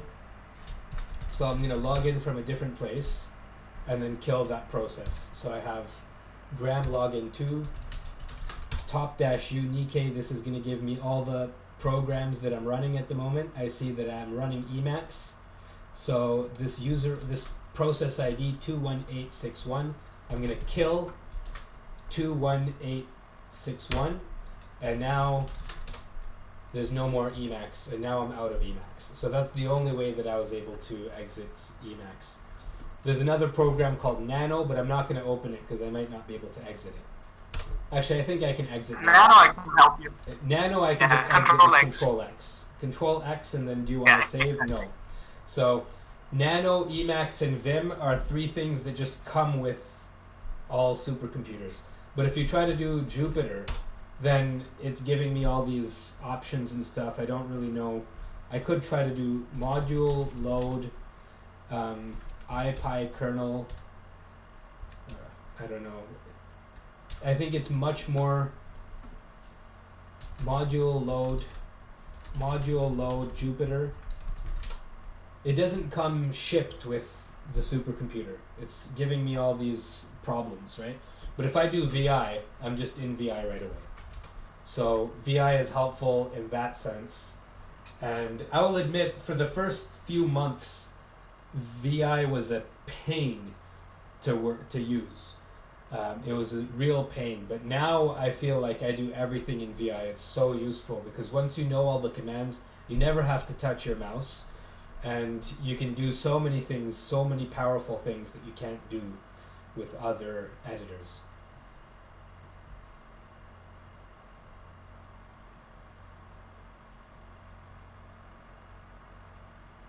I use Nano. I've used some VI before, but it's mainly been Nano when I'm working on Linux stuff. Yeah, but with Nano, can you do like vertical visual blocks and things like that? No, I don't think so. I've never done it, so I don't know if we can actually do it with Nano. Have you done it in VI? No, I haven't done that in VI as well. So that's why I was like very curious when you were doing that for, I don't know, for one of the molecules or something. Yeah. Yeah, so I mean, there's just a lot of things. So if I just have this data, and let's say I want to put half of this data on the side, like I want to put this, you can still see my terminal, right? So if I want to put this data side by side like I just did here, can you do that in whatever editor you use, like Jupyter or Notepad or Nano? Because usually what would happen is if you copy and paste, right? If I copy this and I now want to put it on the top over here, if I want to paste that, so I copy this and I want to paste it, right? What's going to happen if I try to paste that? So it just pastes it underneath, right? Do you see what happened? Like the first line was where I wanted it to go, and then the rest of it just started. Do you see what I mean? It basically adds it horizontally. Yeah. So if I have these last 2 lines, 0.442 and negative 0.348. If I want to paste that, I'm just going to end up with 442 and negative 0.38 like that. So that's not what I want, is it? And so I don't know, in Jupyter can you do like, so what I would do in VI is I would just make a visual block, and I would just paste the visual block like that. Now say I want to change all of these 1s to 2s. I can just do it like that. Did you see how fast that was? I just changed all the 1s to 2s in a column without doing find and replace. If you do find and replace, then you're also going to be finding all of these 1s, right? What if I only want to change the 1s in this column? You guys hear what I'm saying? I just changed these to a 9. Can you guys see this? So everyone's muted. I don't know if I'm talking to a... Yeah, that is really useful actually. That's really useful. Now if I do percent substitute, so percent is going to do it on all lines. I'm going to substitute every time there's a 33, or so... every time there's a 33, I want to change that to, or every time there's a 9, I want to change that to Vanden.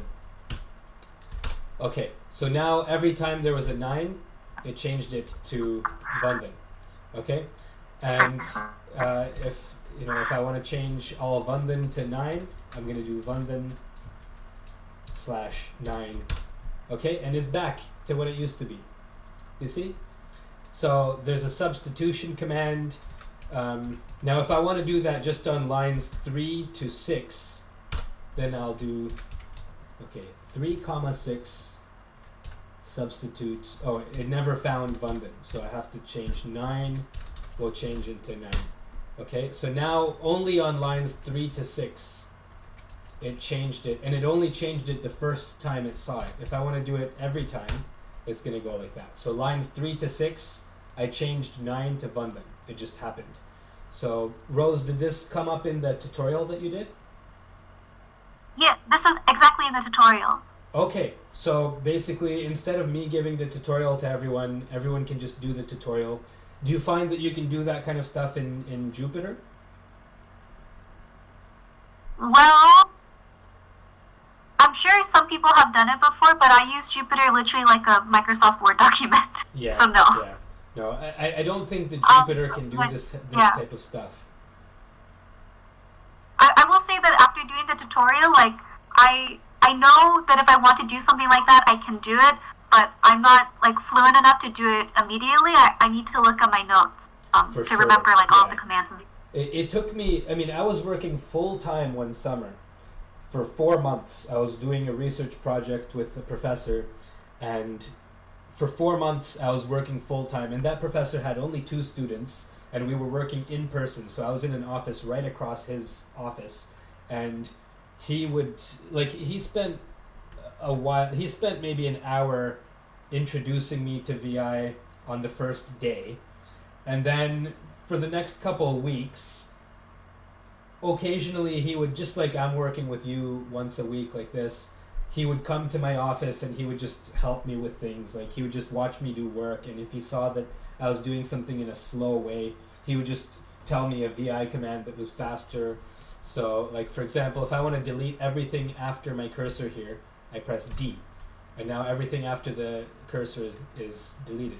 Let's say I want to join the next line with this line, I just press capital J. The next line is now joined, right? So it's just like that. So I'm just joining previous lines.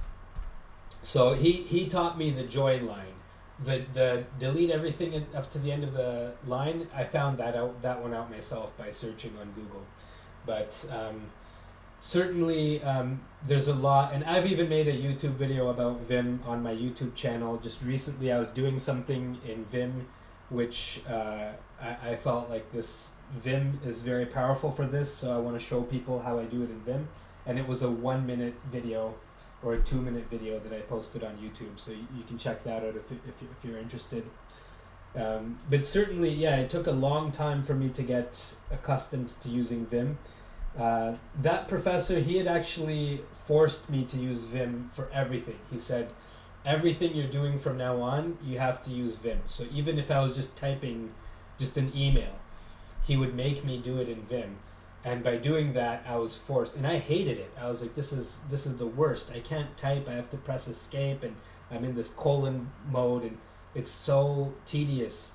But by doing that for a week or two, I became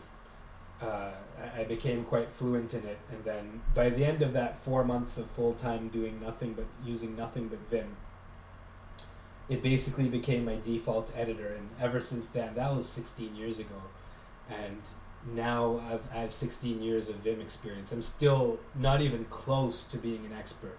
I would say that I know like 0.01% of the Vim commands. I'm just taking a random guess here. But I know there's the Vim Stack Exchange, and here some of the things people ask how to do things in Vim, and you see some of the answers people give, and you're just amazed. Like, how do people even know that?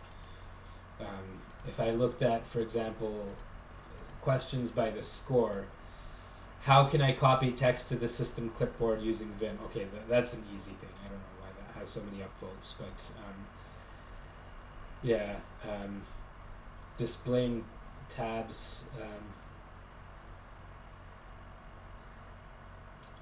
These most highly voted questions tend to be like just really simple things, but I'm sure there's some questions here where the answers are just really, really useful. Or I can't find any answers here right away that are very useful, but there's definitely, I've probably asked questions here. How do I find myself? This is me, so I've never asked any questions here yet, but I've voted twice. So sorry I wasn't able to show you any examples, but there's some very powerful things that can be done in Vim.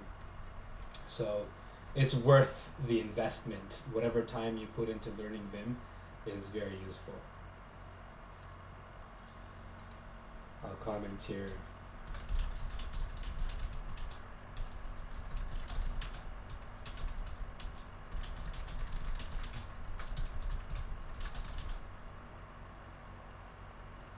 Oh, sorry, I wasn't even sharing my screen when I showed you all that Vim Stack Exchange stuff.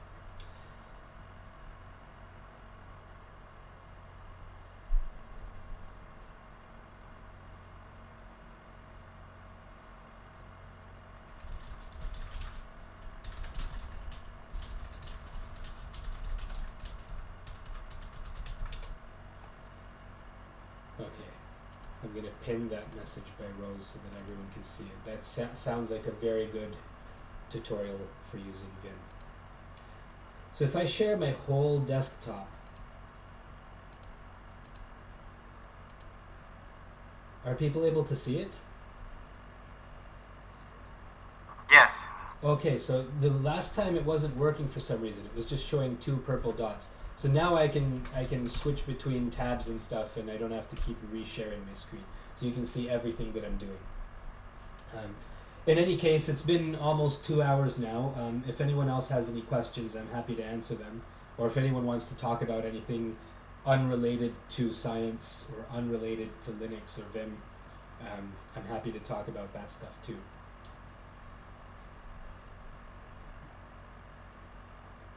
I had a question about the frozen parameter. We discussed it briefly last week and in a couple of threads, but the default GitHub file has frozen set to 7. And I know it has something to do with using the inner orbitals, but do we have to change that for our molecule, or is there any default we should stick to? Alright, that's a very good question. So I believe in PySCF you have to do it manually for every molecule. In the program C4, frozen electrons. C4 is the software that Michael Harding was using when he calculated these reference values that we're comparing against. So if I look at the manual for C4, list of keywords in alphabetical order, there's a frozen keyword, frozen core. So if you just do frozen core, it's going to freeze all of the core electrons. So I think you can imagine what a core is like. When you're doing electron configuration,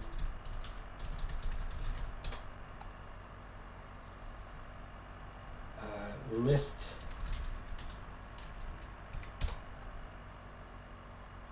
So here's a list of all electron configurations.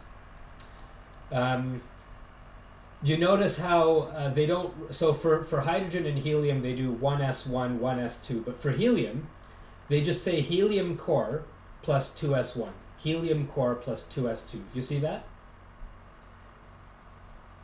Yes. And for bigger atoms, they do neon core plus 3s2. You see?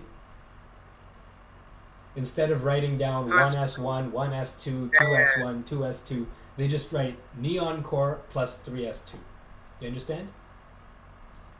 Yeah, so the nearest, I guess, noble gas. Exactly, yeah. Now for molecules, it's going to be more complicated. But so frozen core, what this is going to do is it's going to freeze... it's going to do some default freezing. And I don't know exactly what it's going to freeze here. It doesn't say. Now drop MO specifies which molecular orbitals will be dropped. So if you want to drop specific molecular orbitals, like the first 10 or 1, 2, 3, 4, 5, like the lowest energy orbitals, the first, second, third, fourth, fifth, 7th, 8th, 9th, 10th, 55th, 58th, and 59th orbitals, then you would specify the exact numerical values for those molecular orbitals. So if you do drop MO and then these numbers, it's going to drop those specific orbitals. Now they have also this frozen parameter where you just do frozen core equals on, and it's just going to freeze orbitals in a certain way, which is basically the way that we want to freeze. So it's going to take, for example, if I take a molecule, like let's just take a random molecule here, vinyl iodide. What that program is going to do, or let's just do a simpler molecule like C2H4O. So it's going to freeze the deepest orbitals from the carbon atoms and the oxygen atom. So it's going to freeze two carbon atom orbitals and one oxygen atom orbital. So it's going to freeze 3 orbitals in this case. For hydrogen, there's 4 hydrogen atoms here, but it's not going to freeze any of the hydrogen electrons, because if you're freezing hydrogen electrons, then you're freezing everything. Hydrogen only has 1 electron. So it takes all the first row atoms and it freezes the helium core for those atoms. So for the two carbon atoms and the oxygen atom, it's going to freeze the helium core. That means 3 orbitals are going to be frozen, or 6 electrons, right? The helium cores for both carbons and the oxygen. So that's what happens when you do frozen core equals on in C4. Now for a bigger molecule, like a molecule that has bigger atoms like chlorine, for chlorine, I think maybe it would freeze the neon core or the argon core. Chlorine is right before krypton. It's chlorine. Wait, chlorine is right before argon, isn't it? It's right before argon, I think. Periodic table. Yeah, it's right before argon. So it's not going to freeze the argon core. If you have chlorine and you do frozen equals on, it's going to freeze the neon core automatically in this C4 program. Unfortunately, I think PySCF does not do it automatically. You have to specify the number of orbitals every time. So frozen core, PySCF, frozen orbitals. So it says you can do frozen equals 2, but it doesn't say anything like frozen equals core or frozen core equals on. So if you want to add to PySCF a feature where it can do frozen equals just core, or frozen equals helium core or something, like, there could be some keyword that we can add so that PySCF can just, instead of saying frozen equals 2 or frozen equals 3, we can do something like what C4 does, which is it just you just say frozen core equals on, and it just automatically freezes the helium core for anything in the first row, It freezes the neon core for anything in the second row. It freezes the argon core for anything in the third row, and so on. So that's like a black box. C4 does that but automatically, but Python, PySCF doesn't. Does that make sense?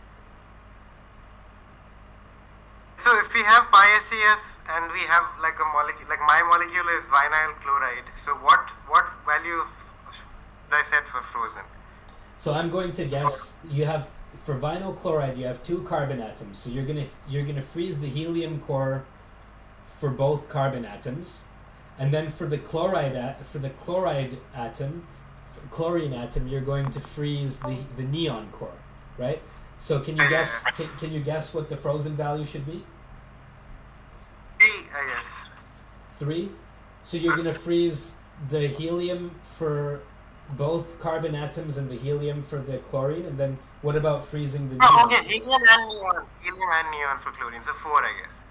Okay, so for neon, you're going to freeze not only the helium core, but also the 2s from the neon core, and then 3 p orbitals. So you're going to freeze, to freeze the neon core, for just the chlorine atom alone, you're going to freeze the helium core, that's 1 orbital, the 1s, the 2s, the 2px, the 2py, and the 2pz.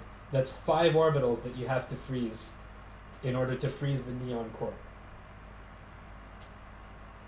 Okay, fine. So that's 5 orbitals for neon, and then 2 orbitals for the 2 carbons. So your frozen value will be 7 for vinyl chloride. That makes sense. I think it's set to 7 by default in the GitHub input file. That's because someone else was using a molecule that was similar enough to yours. And and 7 is the value that Michael Harding used as well. In his paper, he has a table where he has the frozen value that he used for each molecule, and he used 7.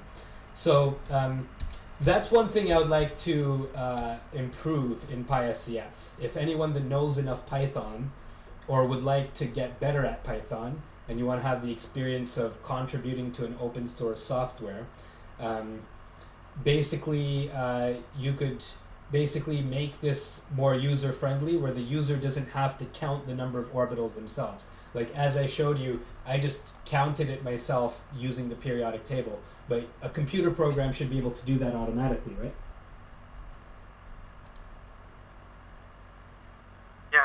It automatically does it in the C4 program, and most electronic structure programs can do it automatically. So basically, if you go into PySCF on GitHub,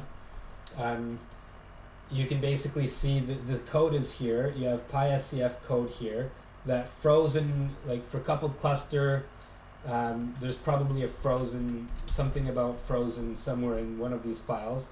You can basically search through these files and find where is it that's... can everyone see my terminal right now? Yes, we can. Okay, so PySCF, I'm just going to open PySCF. I'm going to go in PySCF like this, and then I'm going to do grep frozen */**, and now I find all of the places in PySCF where the word frozen comes up. So I can see it's in a lot of places. Let's look at just coupled cluster. Grep frozen */*.py, and it never shows up in the coupled cluster code apparently, or not in any of the py files. So test is a directory. Okay. So here, I guess the frozen parameter doesn't come there. Maybe in the configuration interaction code it comes. Grep frozen. It looks like I can't find it very easily. Someone just wrote me a Discord message. Maybe someone found it. That's just someone else showing me something. Okay. So I found basically there's a bunch of files where the frozen parameter is defined. If I do -I, I'll get more results, but still I'm not getting anything.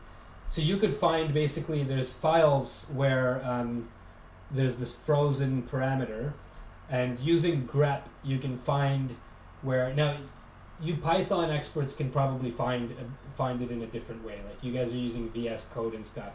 But then in VS Code, there's an easier way to find where the frozen parameter is defined. Yeah, there's this file explorer to the left, and then Yeah. you can say search in files, and then you can just type whatever string. So that's basically like this grep, right? That's going to basically give you all of this. Pretty much, yeah, exactly. But that's still like there's a million files because there's like so many files where there's frozen equals self dot frozen and all this. I want to see where the frozen, where it actually happens. Like what's it doing when it does self dot array one self dot self equal frozen equals self. Where do I find where, like if I wanted to change the default setting so that frozen just automatically, so that you don't have to type a number, you can just type in frozen equals core and it's going to freeze the core.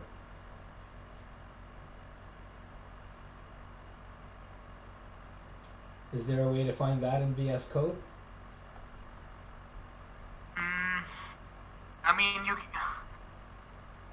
could, when you do the search in files, if you find one of the files and then you click on top of that and say go to like source, I think you should be able to find like the source of the definition, like the function definition. Well, it looks like I found it here. So my grep was just not working. Grep?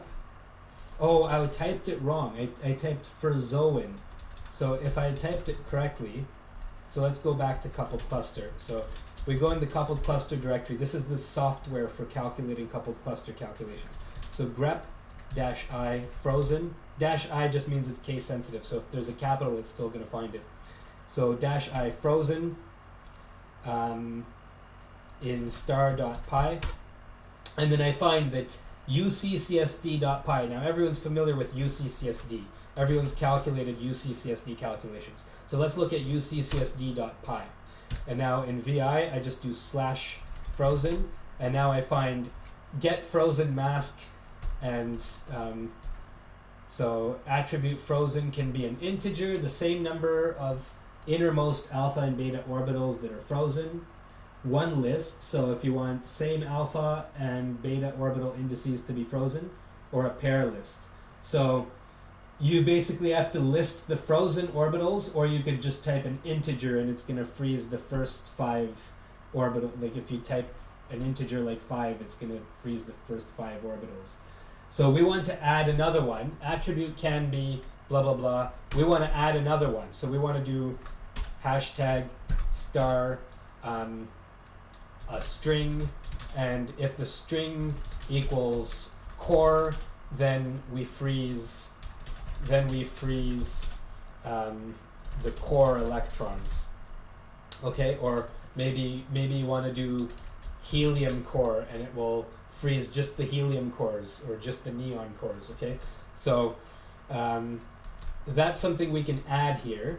And right now I can just look. Now I don't code in Python. I code in Fortran, MATLAB, and other software. I don't really. Python is a new software that younger people use. I've never become an expert in Python, so I don't know how to do this right off the bat, but I can probably figure it out. I just search frozen. Where is frozen being? So there must be some if statement, like if frozen is an integer, then do something, right? So that's probably somewhere in here. Here it starts to look like, yeah, frozen. There's probably some if statement where it says if frozen equals an integer, then do something.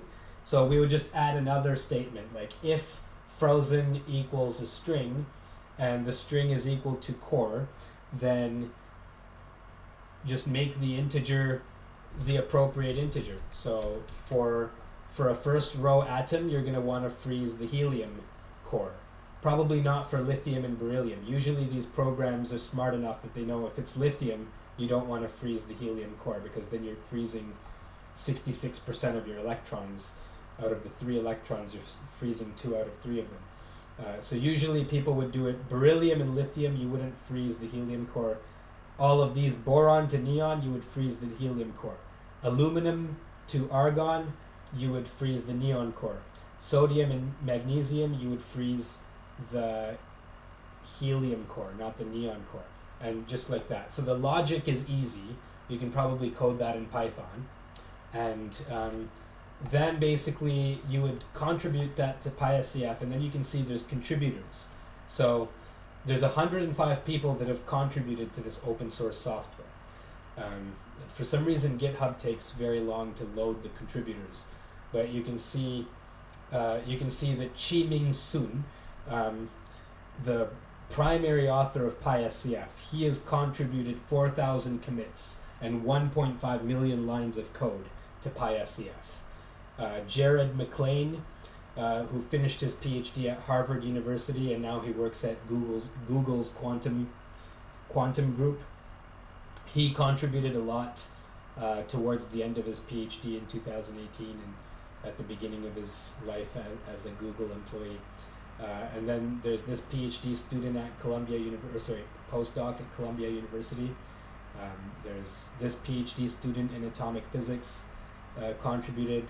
Tim Berkelbach, a professor at Columbia University. So there's a lot of people that have contributed to this software. I only started contributing very recently, so I don't have a lot of commits here, but I have something. Probably just one commit that I did very recently. I don't even know where I would find it. Oh, looks like I'm not on the first page. I've contributed something here, but I haven't contributed enough to be listed here. So, yeah, because this is just listing the top 100 contributors. So, yeah, basically, if you were to contribute contribute enough to this open source software, then your name would show up in GitHub. And if you contribute enough on Google Scholar, you can see PySCF. If I look up Chi-Ming Sun, the main author of PySCF, he's published a paper about PySCF in 2018 that has 936 citations. So this is very good for his academic career. And in 2020, 2 years later, he published a second paper called Recent Developments in PySCF. That has got 300 citations. And probably in 2023 or 2024, there will be another paper, Recent Developments in PySCF version 2. And then you can see there's a lot of people's names on this paper. So if you contribute enough to the software, you can even have your name on the paper. This is a paper about the PySCF software. So the paper looks like this. It's just all the authors, all the institutions where these authors work, and then introduction and some stuff about the performance, a flow chart about how. So this is, you've used this CCSD stuff before, so you now know what's happening when you try to do a CCSD calculation. And then, yeah, they're showing the Hamiltonian. This is just H. They're showing you some wave functions, basically what PySCF is doing. And basically the software is explained in a paper like this. So if anyone feels that they want to learn more Python and they want to learn how to contribute to open source code, then feel free to volunteer to make this frozen parameter a more user-friendly parameter, so that new students can just run their code without worrying about it.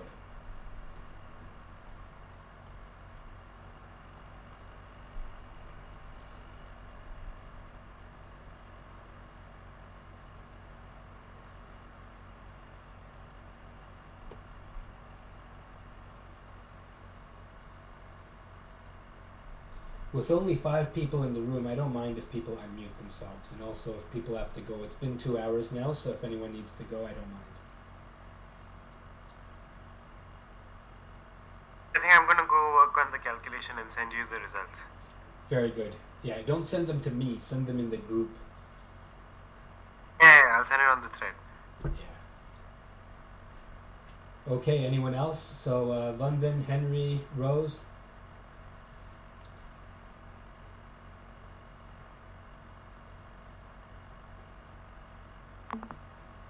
I don't have much to say. Yeah. Thanks so much for Yeah. Yeah, Vandan, thank you so much for the help on the GW5000 stuff this week. It was really appreciated.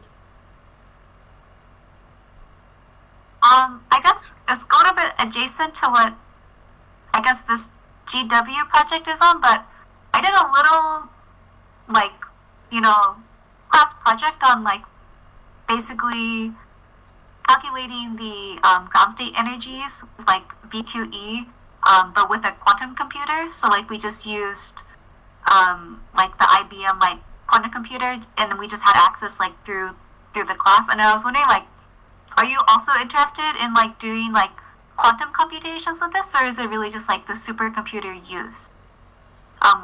We had to build our own quantum circuit, of course, but... Yeah.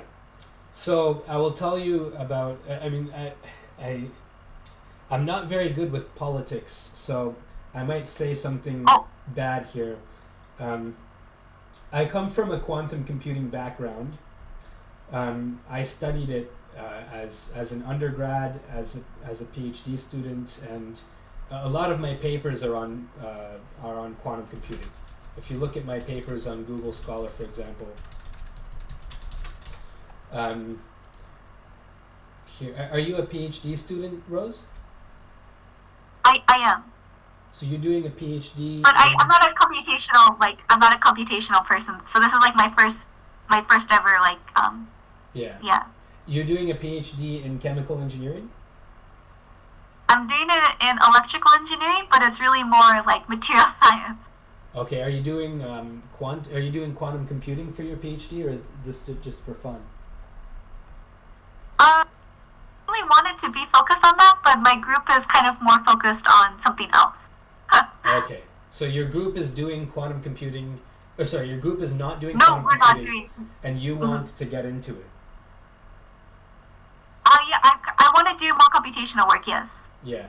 So quantum whether it's like computing- computational chemistry or like quantum computing. Yeah. So, I mean, this is a paper that I did in 2014 where I broke the record for the largest number factored on a quantum computer. Quantum factorization of 5.6. When I say quantum factorization, that means factorizing something on a quantum computer. And here we had 3 qubits on an NMR quantum computer. So nuclear magnetic resonance was used to calculate. These spins are basically qubits and in your NMR. So basically, I mean, I've done quantum computing. I'm one of the world's experts in that area. And I will be frank and say that there's a lot of buzz and hype about VQE on quantum computers, the variational quantum eigensolver. I mentioned when I talked about PySCF, I showed you there was this guy, Jared McLean, that finished his PhD in Harvard and works at Google's quantum laboratory. He's the one that came up with the term variational quantum eigensolver, I believe. If you look up Jared McLean on Google Scholar, I believe his was the first paper. I don't know if I'm... Jared McLean Google was one of the... I'm not typing his name right. If I type Ryan Babush at Google Scholar, his co-author Jared McLean, variational quantum eigensolver. This has 2,000 citations. A very popular paper indeed. More popular than any paper I've ever done in my life. But my opinion on this VQE algorithm is that it's not going to do anything nearly as accurate as what we're doing on the classical computers. Really? 100%. 100%. What they're doing, like if I look up a paper, so he's published some papers where he's actually done this on, so quantum chemistry calculations on a trapped ion quantum computer. Okay, let's look at this. If we look at what quantum calculations they actually did here on a quantum computer, and this is recent, this is 2018. Okay, well we could look at more recent stuff, but in 2018, they're doing VQE, they're doing variational quantum eigensolver on a quantum computer. And let's see what molecule they do. they do the hydrogen molecule, just two H atoms. They're calculating the potential energy curve for the hydrogen molecule. This means that as the internuclear distance changes, so as you change the geometry, the energy changes. And so they want to see what the potential energy curve looks like. So they're just calculating this for various different ZMAT files, various different Z matrices, one for each distance. And you can see the variational quantum eigensolver. You can see there's this big uncertainty here. This VQE has this red error bar here. And this error bar is gigantic. 0.1 Hartree, like maybe 0.01 Hartree. How big is a Hartree? So Wolfram alpha, we'll just do 0.1 Hartree or 0.01 Hartree in electron volts.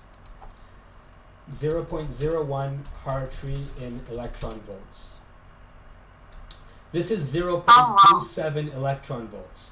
Now, you're matching Harding's data. I think you were the one that sent me something. You had like 10.666 electron volts. Was that you or was that Payleen? Mm-hmm. Yours was 10.666 that electron. was me. Yeah, and you matched. So you and Michael Harding both got 10.666 electron volts for, was it this molecule? Yeah. So you both got, so you got 10.666 electron volts, and Harding got 10.666 electron volts. So you're accurate to 0.001 electron volts.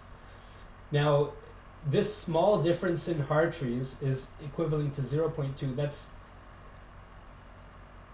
272 times worse than what we're doing in PySCF, right? And this is for the smallest molecule in the world, just H2. This is just the H2 molecule, and that's how big their error is, because the quantum computer has so much noise, right?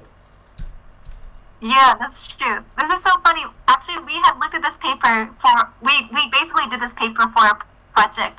It's so funny. It's such a small world. And we did the H2 molecule, and we projected it would cost like $300,000 to actually run it on our QPU. Yeah. So we didn't do that. And this is your group in electrical so engineering? No. This was a class project I was working on, and our group was basically following this paper. But we didn't actually we didn't actually do it on the QPU. We just did a simulation. Yeah, so you did it on, so you took a quantum computing course, and basically in that quantum computing course you had to do this for a class project. Yeah, yep. Mm-hmm. We used QuizKit. QuizKit, yeah. So, I mean, this is a good paper. I'm not trying to trash talk these people's research, because every type of hardware starts somewhere. Like 80 years ago, classical computers. Let's see, 80 years ago was what? 1940? 1943 was 80 years ago. So, yeah, I mean, classical computers back then were like quantum computers now. So I'm not saying that this is a waste of time trying to do this, but there is a little bit too much buzz. Like a lot of people, these people are serious researchers here, but there's a lot of buzz about quantum computing, and there's a lot of people publishing papers using VQE to do this or VQE to do that, and it's not nearly as accurate as what we can do on a classical computer on a laptop. And so in terms of the GW5000 project, the goal of that is to make a benchmark list of... Have you seen Michael Harding's paper on GW100? I don't think so, actually. Okay. Well, I mean, in 2016, he published coupled cluster, that's CCSD parenthesis T paper, CCSD parenthesis T energies for 100 molecules, and he published it in a paper. And now we're using it as a reference, right? We're benchmarking. We're like, is our calculation working correctly? We compare to Michael Harding's number. And now we want to do the same thing for 5,000 molecules, for GW5000. We want to make a benchmark that the rest of the world, including VQE people, when quantum computers become powerful enough to do these big molecules, they can do the calculation on a quantum computer, and then they can compare it to our benchmark paper where we did the most accurate coupled cluster calculations. So that's what the goal is with the GW5000. So using VQE isn't useful for that, because VQE is going to have these big error bars, and it's going to cost, as you said, it's going to cost $300,000, right? Yeah. So, quantum computers are fun to play with, but it's not something that's ready for production level calculations, not for factoring numbers and not for doing quantum chemistry calculations, not for anything. Quantum computers are right now not useful for anything in terms of production value, producing useful numbers for society. What quantum computers are useful, like right now, quantum computing is in the academic phase. We're studying it academically. Like it's like you can do a PhD in it. It's a bit like a philosopher can do a PhD on studying the effect of the war in Ukraine on the cost of peanut butter in Japan. Like, how is the war in Ukraine causing the prices of peanut butter to go up? You can do a PhD on that and study, like, this is how, academically speaking, like, if we sent more money to Ukraine or we sent less money on Ukraine, how would that affect the price of our food? You can do a PhD in that. That's like academic, right? So we can do a PhD on studying, like, how much would it cost a quantum computer to do this calculation or that calculation. But if a real chemical engineer wants to do a simulation to understand what the most stable molecule is out of all these candidate pharmaceutical drugs, they're not going to use a quantum computer for that. They're going to use PySCF.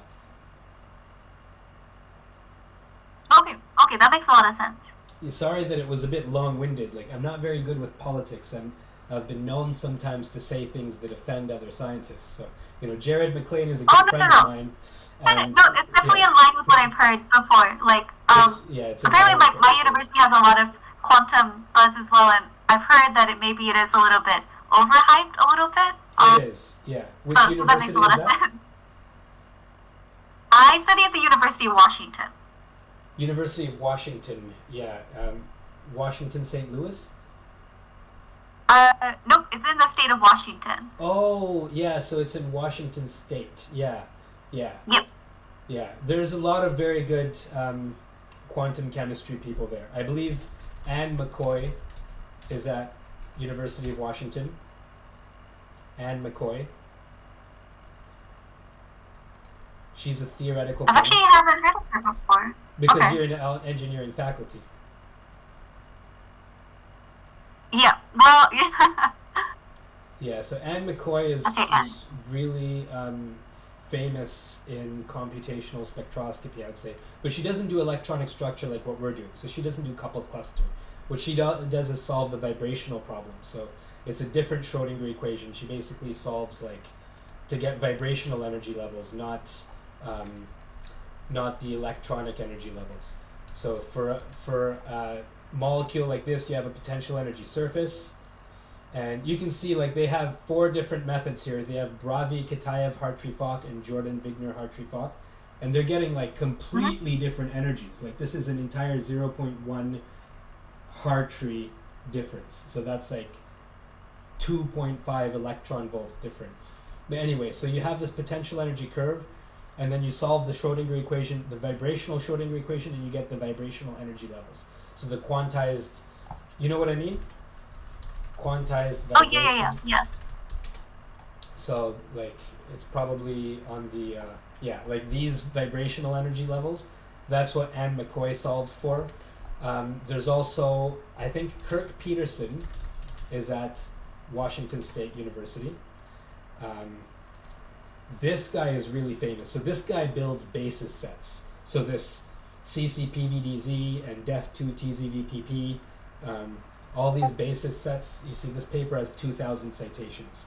He built the correlation consistent basis sets for a bunch of atoms. Here he made Gaussian basis sets. So if you remember what basis sets are, that's how we model the wave function. He's at WSU. This guy is a really, really, really friendly guy. If you want to talk to a quantum chemist, I would definitely encourage you to get in touch with Kirk Peterson. Oh yeah, thank you so much. I was kind of looking around to see like what is nearby. Yeah, Kirk. Kind of There's a this lot thing. of people.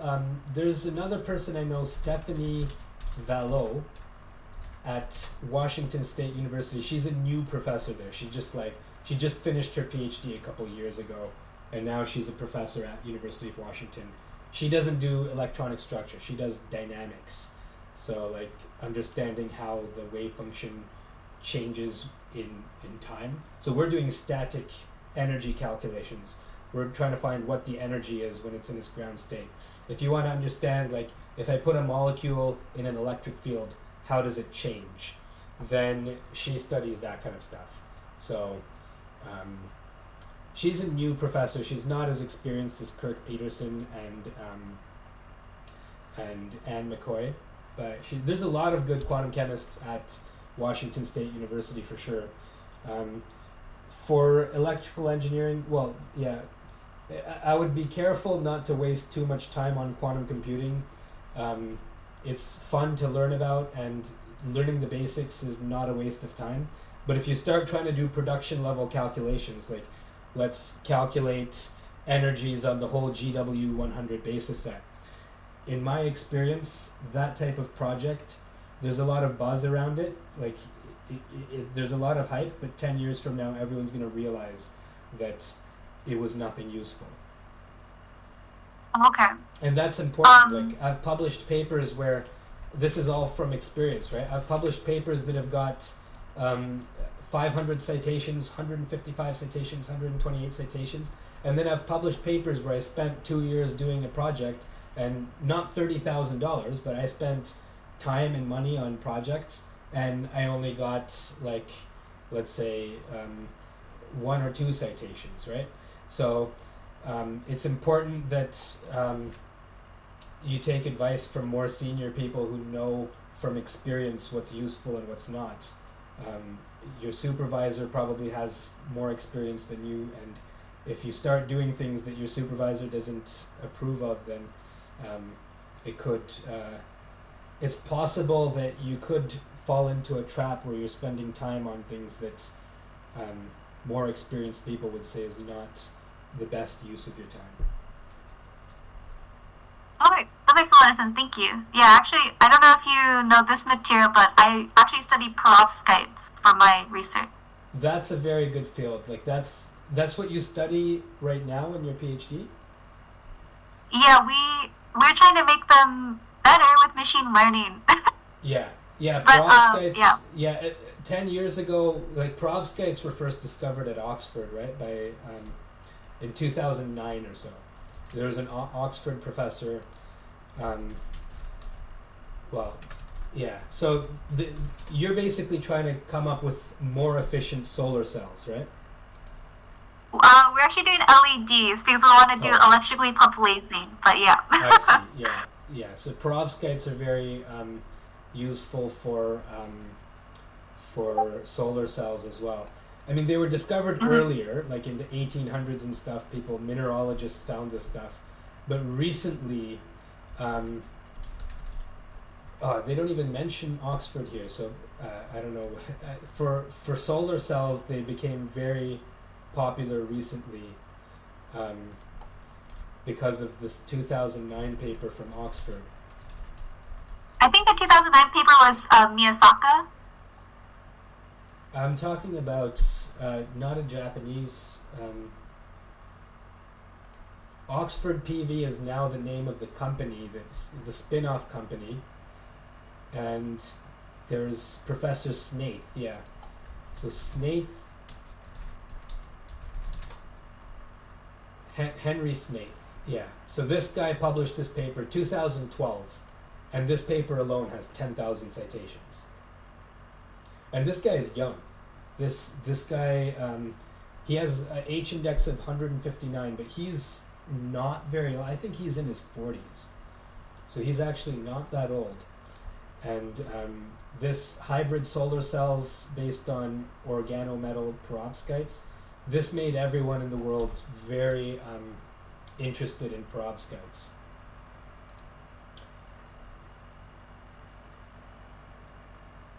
So yeah, in 2010 he started this company to commercialize perovskites, and in 2009 he published a really landmark paper in this area.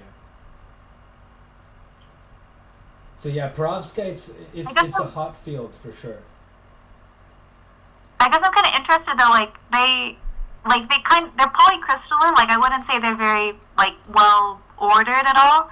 But I was interested to do like more like computational approaches to like understand the structure. But I've heard that like even with like DFT kind of like calculations, it's like tricky to do for these kind of more like polycrystalline structures. And I think to me like I do know a lot about the perovskite material now, and I was just wondering, like, do you think like a DFT study would be useful on like a more defect sensitive material?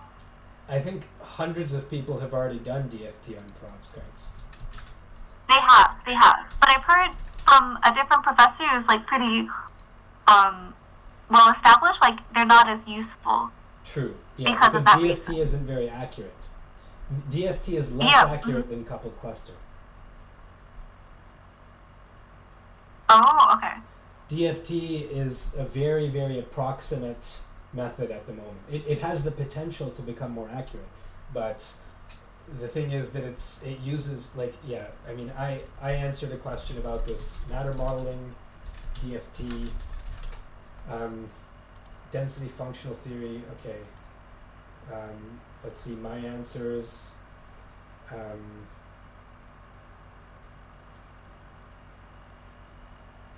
DFT, double hybrid. So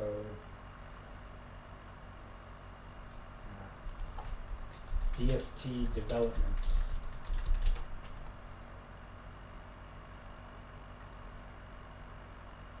Yeah, so this was an answer that I wrote.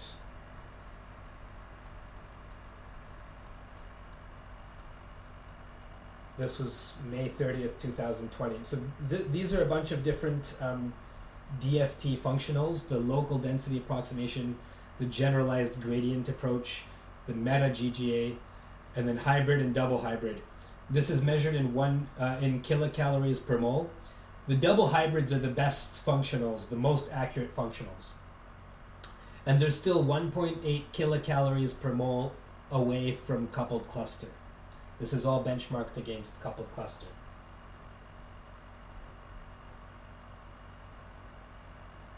But you wouldn't be able to really generate like a Z matrix or like XYZ coordinates of a perovskite structure, right? You can. So there's something called PACMOL. This will give you the XYZ. So this is the initial configuration for molecular dynamics. It could be used for like here they have XYZ. You see? XYZ. My understanding is like perovskites are like ionic structures, so it's like even if it is like as a thin film, right? Isn't it difficult to try to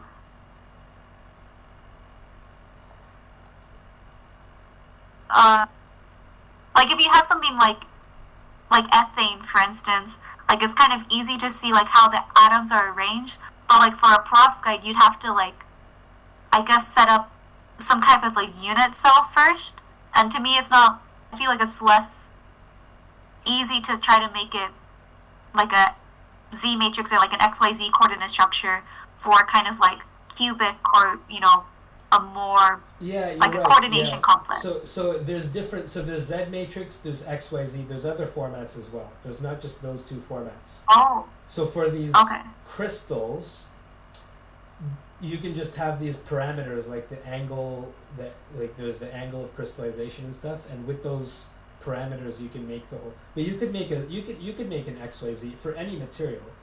You can make the XYZ matrix for a human body. Every atom in the human body, there's Alright.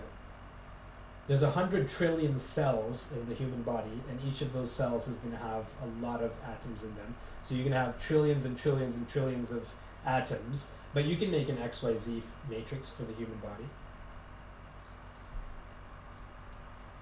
It's just the XYZ coordinates for all of the atoms, right? I guess that's true. That's true. There's probably, like, you can see there's DFT calculations that have been done on perovskite. So someone has, this is with GW accuracy. So this one looks interesting. Accurate and efficient band gap predictions of some certain type of perovskites using the DFT half method. This is GW accuracy with DFT expense. GW is almost as accurate as copper cluster. So these guys, with the cost of DFT calculation, they got GW accuracy, or they at least claim to have got that. And What does the also GW mean again? GW is Green's function times W screening. So the matter modeling stack Okay. exchange, which I started 3 years ago, this is a good resource to ask all of these questions, because like unit cells, tags, there's for unit cells, no, recently there was someone that was talking about unit cells. I don't know why. Me, actually, I did post the question up here. Oh, did you? It was for basically generating like structural identifiers for my perovskite structures, Yeah. but I think like the paper was kind of incorrect. Yeah, so there's a lot of questions about unit cells here. There's a whole tag about perovskites, I'm pretty sure. Perovskites. Oh, Perov. 15 questions on perovskites. So yeah, there's been a lot of questions about perovskites, and anything about DFT or simulations or making an XYZ matrix for a unit cell or for a perovskite. Those types of questions can go up here. okay. Yeah, certainly I think it's not a waste of time to do perovskite simulations. It's a hot topic. That's what your research group is working on? No, we are solely like doing experimental work, I would say. But I think I want to shift my focus to like more computational methods. But that's probably a conversation for me and my PI to have. So I guess that's kind of why I've been a little bit hesitant to like go deeper into it. Yeah. Just because it's not really the direction we've taken. Yeah, I'll say that experimentalists, people with training in experiments, can often go to theory later, but it's hard the other way around. Like if you just do theory and 10 years later you want to do an experiment, no one's going to give you the funding to set up that lab, because it costs a lot to like set up a lab to do experiments, right? Mm-hmm, yeah. You need space and you need equipment. That equipment could be $1 million. You need samples, chemicals, you need to buy the samples and stuff, and it costs time. There's physical labor involved to set up the equipment and to fix the equipment and to have students run the experiments. All of that stuff is expensive, and so when it comes to funding, no one's going to fund someone that doesn't have experience with it. So it's very good that you're getting experience in doing experiments during your PhD, because your CV, your resume is going to be able to say that you have experience doing millimeter wave spectroscopy or infrared spectroscopy or gas chromatography or whatever type of mass spectrometry or whatever experiments you're doing. All of that you can put down in your CV. Computational things, as you can see, there's a bunch of undergrads in this group. They're learning how to use PySCF within a week, right? So computational work, it's easier to get into. So certainly you can get into, in your spare time, you can get into computational work for sure. Okay, thank you. That kind of does give me kind of, I don't know, so some solace with like what I was thinking about, like kind of exploring maybe side projects. Yeah. For side projects, certainly computational chemistry is certainly a good area. It's an easy area to get into. it's a useful and practical area to get into. It would make you a valuable asset to a lot of companies or a lot of research groups. But I don't discourage you to stop doing experiments, because the skill of doing experimental lab work is something that's it's more unique. There's not as many people that have that skill, so it makes you unique and it makes you able to sell yourself better than a computational chemist. Okay, yeah, for sure, definitely. Yeah, it looks like we've lost some of the other students now, but I don't mind giving students advice and stuff, especially if it's something that I know about. Like, I know a lot of quantum chemists at Washington State University, so I don't mind introducing you to some of those. If you want to meet some of those people, I can introduce you to them. Honestly, that would be very, very nice. I actually go to University of Washington, but I think Washington State's pretty close by. Oh, within sorry, an hour. I totally screwed that up. I just assumed that it was the same thing, right? So University Yeah, of they're Washington. two different. Yep. Yeah, University of Washington. That's different. That's different from all three of the people that I mentioned are from WSU. I think I know. There's Deep. There's I forgot his first name. He's in physics. I know some people at University of Washington as well. I mean, I think David Feller.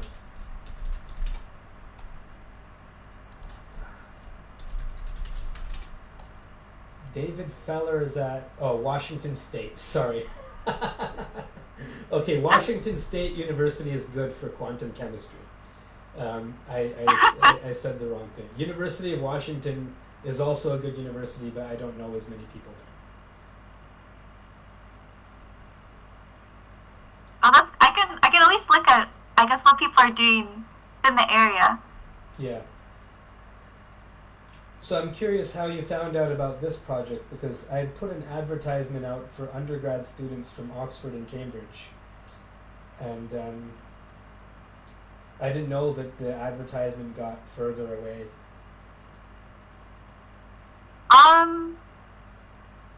Well, actually, I think it was on your matter modeling, like Stack Exchange, because I just posted a question and someone sent me a message and I was like, hello, and then I had seen on the PySif conversation channel, and I was like very interested because I had just stopped doing that quantum computation project where we use PySif basically to generate our geometric structure for our BQE calculation, and it got me interested because I wanted to somehow use it for perovskites, and that's how I got here. I see. Yeah. I mainly sent out. That's why, like, you might have been wondering, like, why am I speaking to undergrads? Like, why am I pitching this project to high school students? Like, my last video was about quantum chemistry for people with no background in quantum chemistry, basically high school student level. And that's because we have students from chemistry, physics, mathematics, computer science, and engineering. Meaning we have 5 different types of students. Some of them know chemistry, some of them don't. And they're all like 1st, 2nd, 3rd, and 4th year undergrads from Oxford and Cambridge.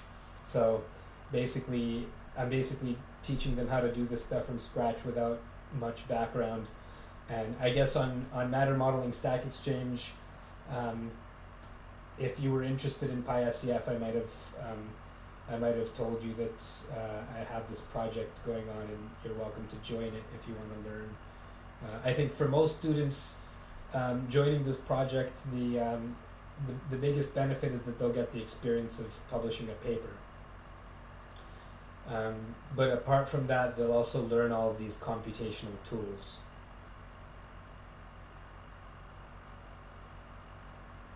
Well, I mean, I guess those are very helpful. Yeah, for sure. If you want to do computational work, if you want to do computational work, then it's certainly very helpful to know all of this software. Yes. And I mean, like, I think just within this past week, I know a lot more about Vim and just how to, like, navigate, like, databases and trying to, like, make sure all the softwares are, like, behaving as you are expecting it to. For sure, yeah. So start with small molecules, like do naphthalene. You started with some C2H4O or something. You can start with that, then do naphthalene, that's bigger, and then you can do the next bigger. You can do like in this GW5000 data set, we have some molecules with up to 100 atoms. You can do that next, and then you can get into materials like perovskites. Okay. And I can help with it if you're interested in that. Yeah, for sure. I'm absolutely interested. I did have one question. Is I didn't see naphthalene having corresponding Harding data on the database list that you had on the GitHub. Correct. Yeah. So for naphthalene, you have Harding 2016. Oh, sorry, that was the dumbest. There's probably a million Hardings in the world. So Michael Harding. Is this it? No. Turbo ball, yeah. So basically 2016, or is it 2015? Here, 2015. Coupled cluster reference values for GW27 and GW100. So I'll copy and paste this somewhere in the Discord. Where should I put this? GW27. I'll just put it in the GW27. I'll just edit my original one. Harding data. Okay, yeah, so yeah, I would start with the small molecules because doing a perovskite is a big task. And when you get comfortable with this, like I would recommend to maybe like publish one paper on a small molecule first. And then have you published papers before? I've published 2 papers in my undergrad. Actually, one of them was with Dr. Snaith, but I haven't been successful to publish anything since starting my PhD. Did you do your undergrad with Snaith? Did you do your undergrad at Oxford? No. I did my undergrad somewhere else. He was just a collaborator. Oh, okay. Yeah. Because Snaith is from Oxford and he's very famous for perovskites. So yeah, you have good collaborators, and so you worked on perovskites, and then so the experiments you're doing in electrical engineering are not on perovskites. They are. Oh, they are. I Okay, basically. so this is relevant. Yeah. This is relevant to your PhD. Yeah. Okay. Good. Yeah. It's interesting. It says I am in the Department of Electrical Engineering, but it's only because that's where the PI was housed. Yeah. But I really am doing like more material science. Yeah. So I guess the paper with Snaith, it was experimental stuff, right? Yes. Yeah. So that's cool, and so you did the experimental work, and now you want to start doing simulations. Like that's good. Yeah, machine learning. Yeah, if you do like, I think that's one of the things with this GW5000 is we're getting to molecules that have 100 atoms in them. So we're getting to bigger and bigger molecules, and once we have 5,000 molecules, maybe even 62,000 molecules if we get to that data set, then we have highly accurate coupled cluster energies for 62,000 molecules. That's enough to do some machine learning. And then that, hopefully the neural network will be trained by that 62,000 molecule data set. Hopefully it will get so smart that it will be able to, after looking at 62,000 molecules and saying, this is the solution to the Schrodinger equation for 62,000 molecules, now I can guess what the solution to the Schrodinger equation is for a perovskite. Because I have so much experience. The neural network can now say, I have so much experience at solving the Schrodinger equation 62,000 times. So now I have a new molecule or material, and because I have so much experience solving the Schrodinger equation, I can try to solve the Schrodinger equation on your molecule too. That would be amazing. Yeah, the perovskite is essentially just a big molecule, right? It's a material, but a material is like millions of atoms. I mean, like the chemical structure is typically like, I don't know, like cesium lead bromide. Okay. So in like an inorganic form, it would only have, I guess, 5 different atoms. It's 5 But atoms. they are arranged in a crystal structure, Yeah. so it's a lot more than just 5 atoms. You Yeah, have to actually, like, you could build 1 unit cell of a perovskite and it would be like, I think at least 30 to 50 atoms. Yeah, I mean, we can solve the Schrodinger equation for that unit cell, no problem. We can do it now. Like, if you have the XYZ coordinates for that molecule, then we can build the we can do coupled cluster on that 30 atom molecule right away. Oh. And Oh, then, yeah, let me look up some on-link data then. yeah. For- If you for a find approximate. if you find geometries, we can start those calculations on the supercomputer right away, and then we can do like 2 or 3 unit cells, and eventually, like, you do 2 unit cells, 3 unit cells, 4 unit cells, 10 unit cells, and eventually you converge the energy, Yeah, yeah. and then you have the energy for the material. Okay, sweet. I will still stick with naphthalene first, though, just to practice. Yeah, I mean, those are going to be big calculations. 30 atoms is going to be big. That has to be done on the supercomputer. And I think it's good to start with a small molecule first and work your way up. Okay.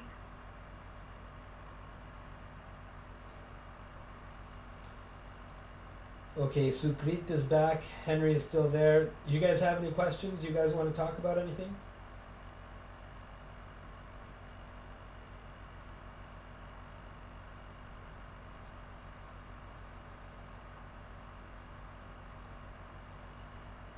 I see Sukrit is unmuted, but I didn't hear anything.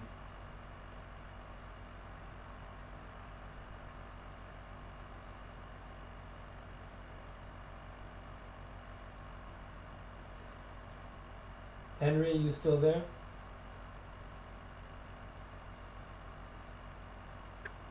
Yeah, I'm here. Okay, just listening, learning about what life is like as a PhD student. Thank you so much for your advice and help. I think I'll drop off now and work on finding some data. Good idea, yeah. Happy Easter. Happy Easter. Okay, so just 3 of us left.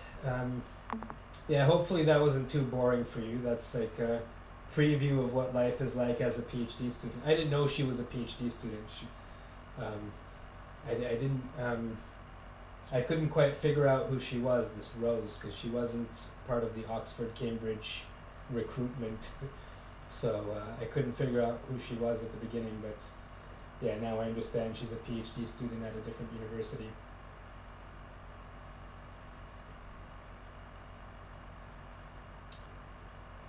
No, yeah, I definitely found him interesting to hear about actually. Yeah, are either of you Especially that, thinking of are either of you thinking of yeah, and, doing a PhD in the future?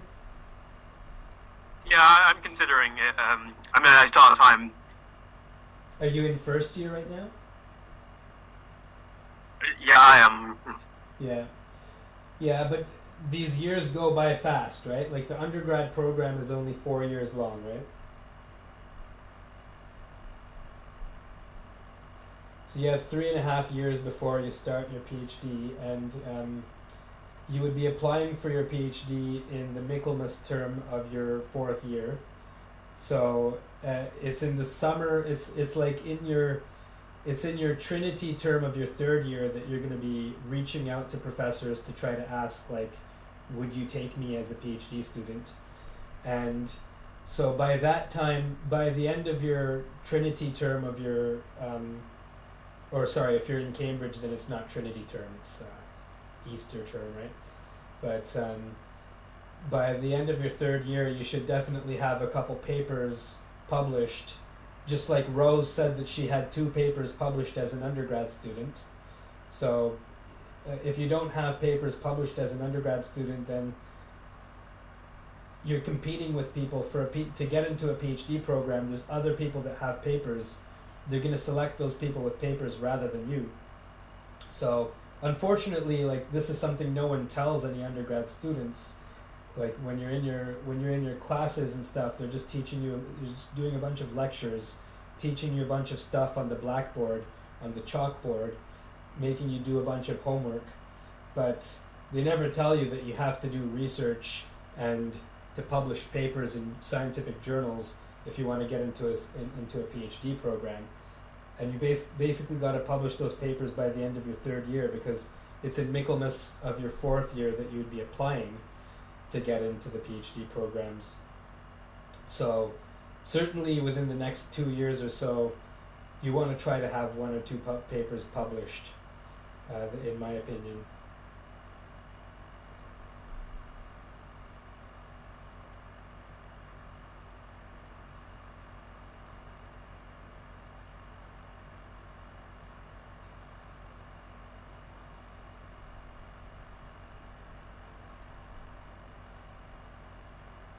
Can you hear Secrete or not?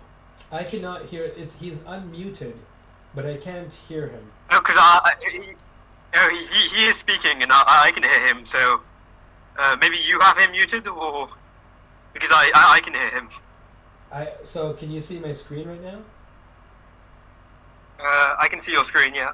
Yeah, I don't know why I can't hear Sukrit. Well, he's speaking. Okay, like every now and then. So I don't have any specific people muted. I don't even know how to mute people specifically. So Sukrit, maybe if you were to close Discord and reopen, or maybe try with a different browser or something. What was he talking about? I think he just mentioned that he was doing some of the calculations and then just came back here to see if we were still here. I see. Okay. Yeah. I still can't. Actually, I did just have a brief question about the GW5000 database of molecules. Because I was looking through the thread for that. For the conversation around that. Based on my understanding, this should be completely incorrect, but we're going to try and automate the XYZ to Z matrix process for all 5,000 molecules, right? Well, the XYZ process is already automated. I mean, we already have a file with 5,000 XYZ formats. The XYZ coordinates for 5,000 molecules. We already have that. But we need it in Z matrix format, right? We don't. No, we can. Once you start doing more calculations, you're going to realize that you can do. PySCF can do calculations in either XYZ or in Z matrix. Oh, okay. Okay, that makes sense. Yeah, that's what I thought, because I saw that we already had the XYZ coordinates, but not the. So okay, yeah, that makes sense. But we do need people to do some computer programming, meaning to allow PySCF to read this file. So it's going to read, because right now we put this in the input file. So we copy and paste this into the input file, right?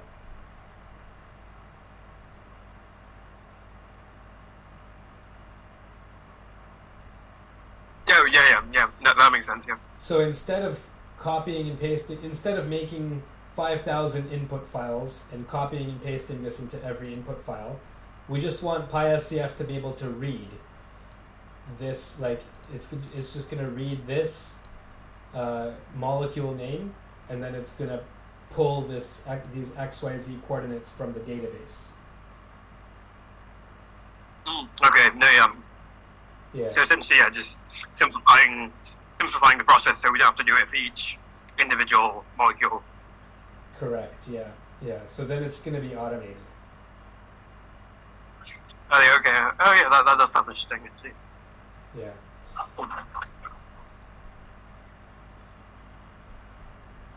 So Sukrit, let's see if we can hear you now. I still can't hear. I don't know why I can't hear. He just spoke. Oh, now I'm not sure why.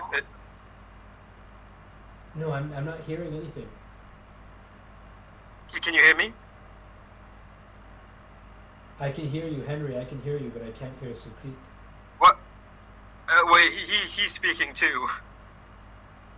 So I can hear him and you, but not. You know what? I don't need to be on my computer. I can use my tablet, which has the Discord app. Even he said that he has to go. So. Oh, he has to go. Okay, that's fine. Yeah, that's totally Yeah. fine. So. I might go too now. Since it's getting a bit late. Yeah, for sure. It's been like 3 hours now, right? So. Yeah. It was definitely very interesting, though. So. 3 hours. So thanks for organising. No problem. Organising this one. Yeah, no problem. Okay, well, I'll talk to you later. Talk to you later. Bye. Yeah, bye.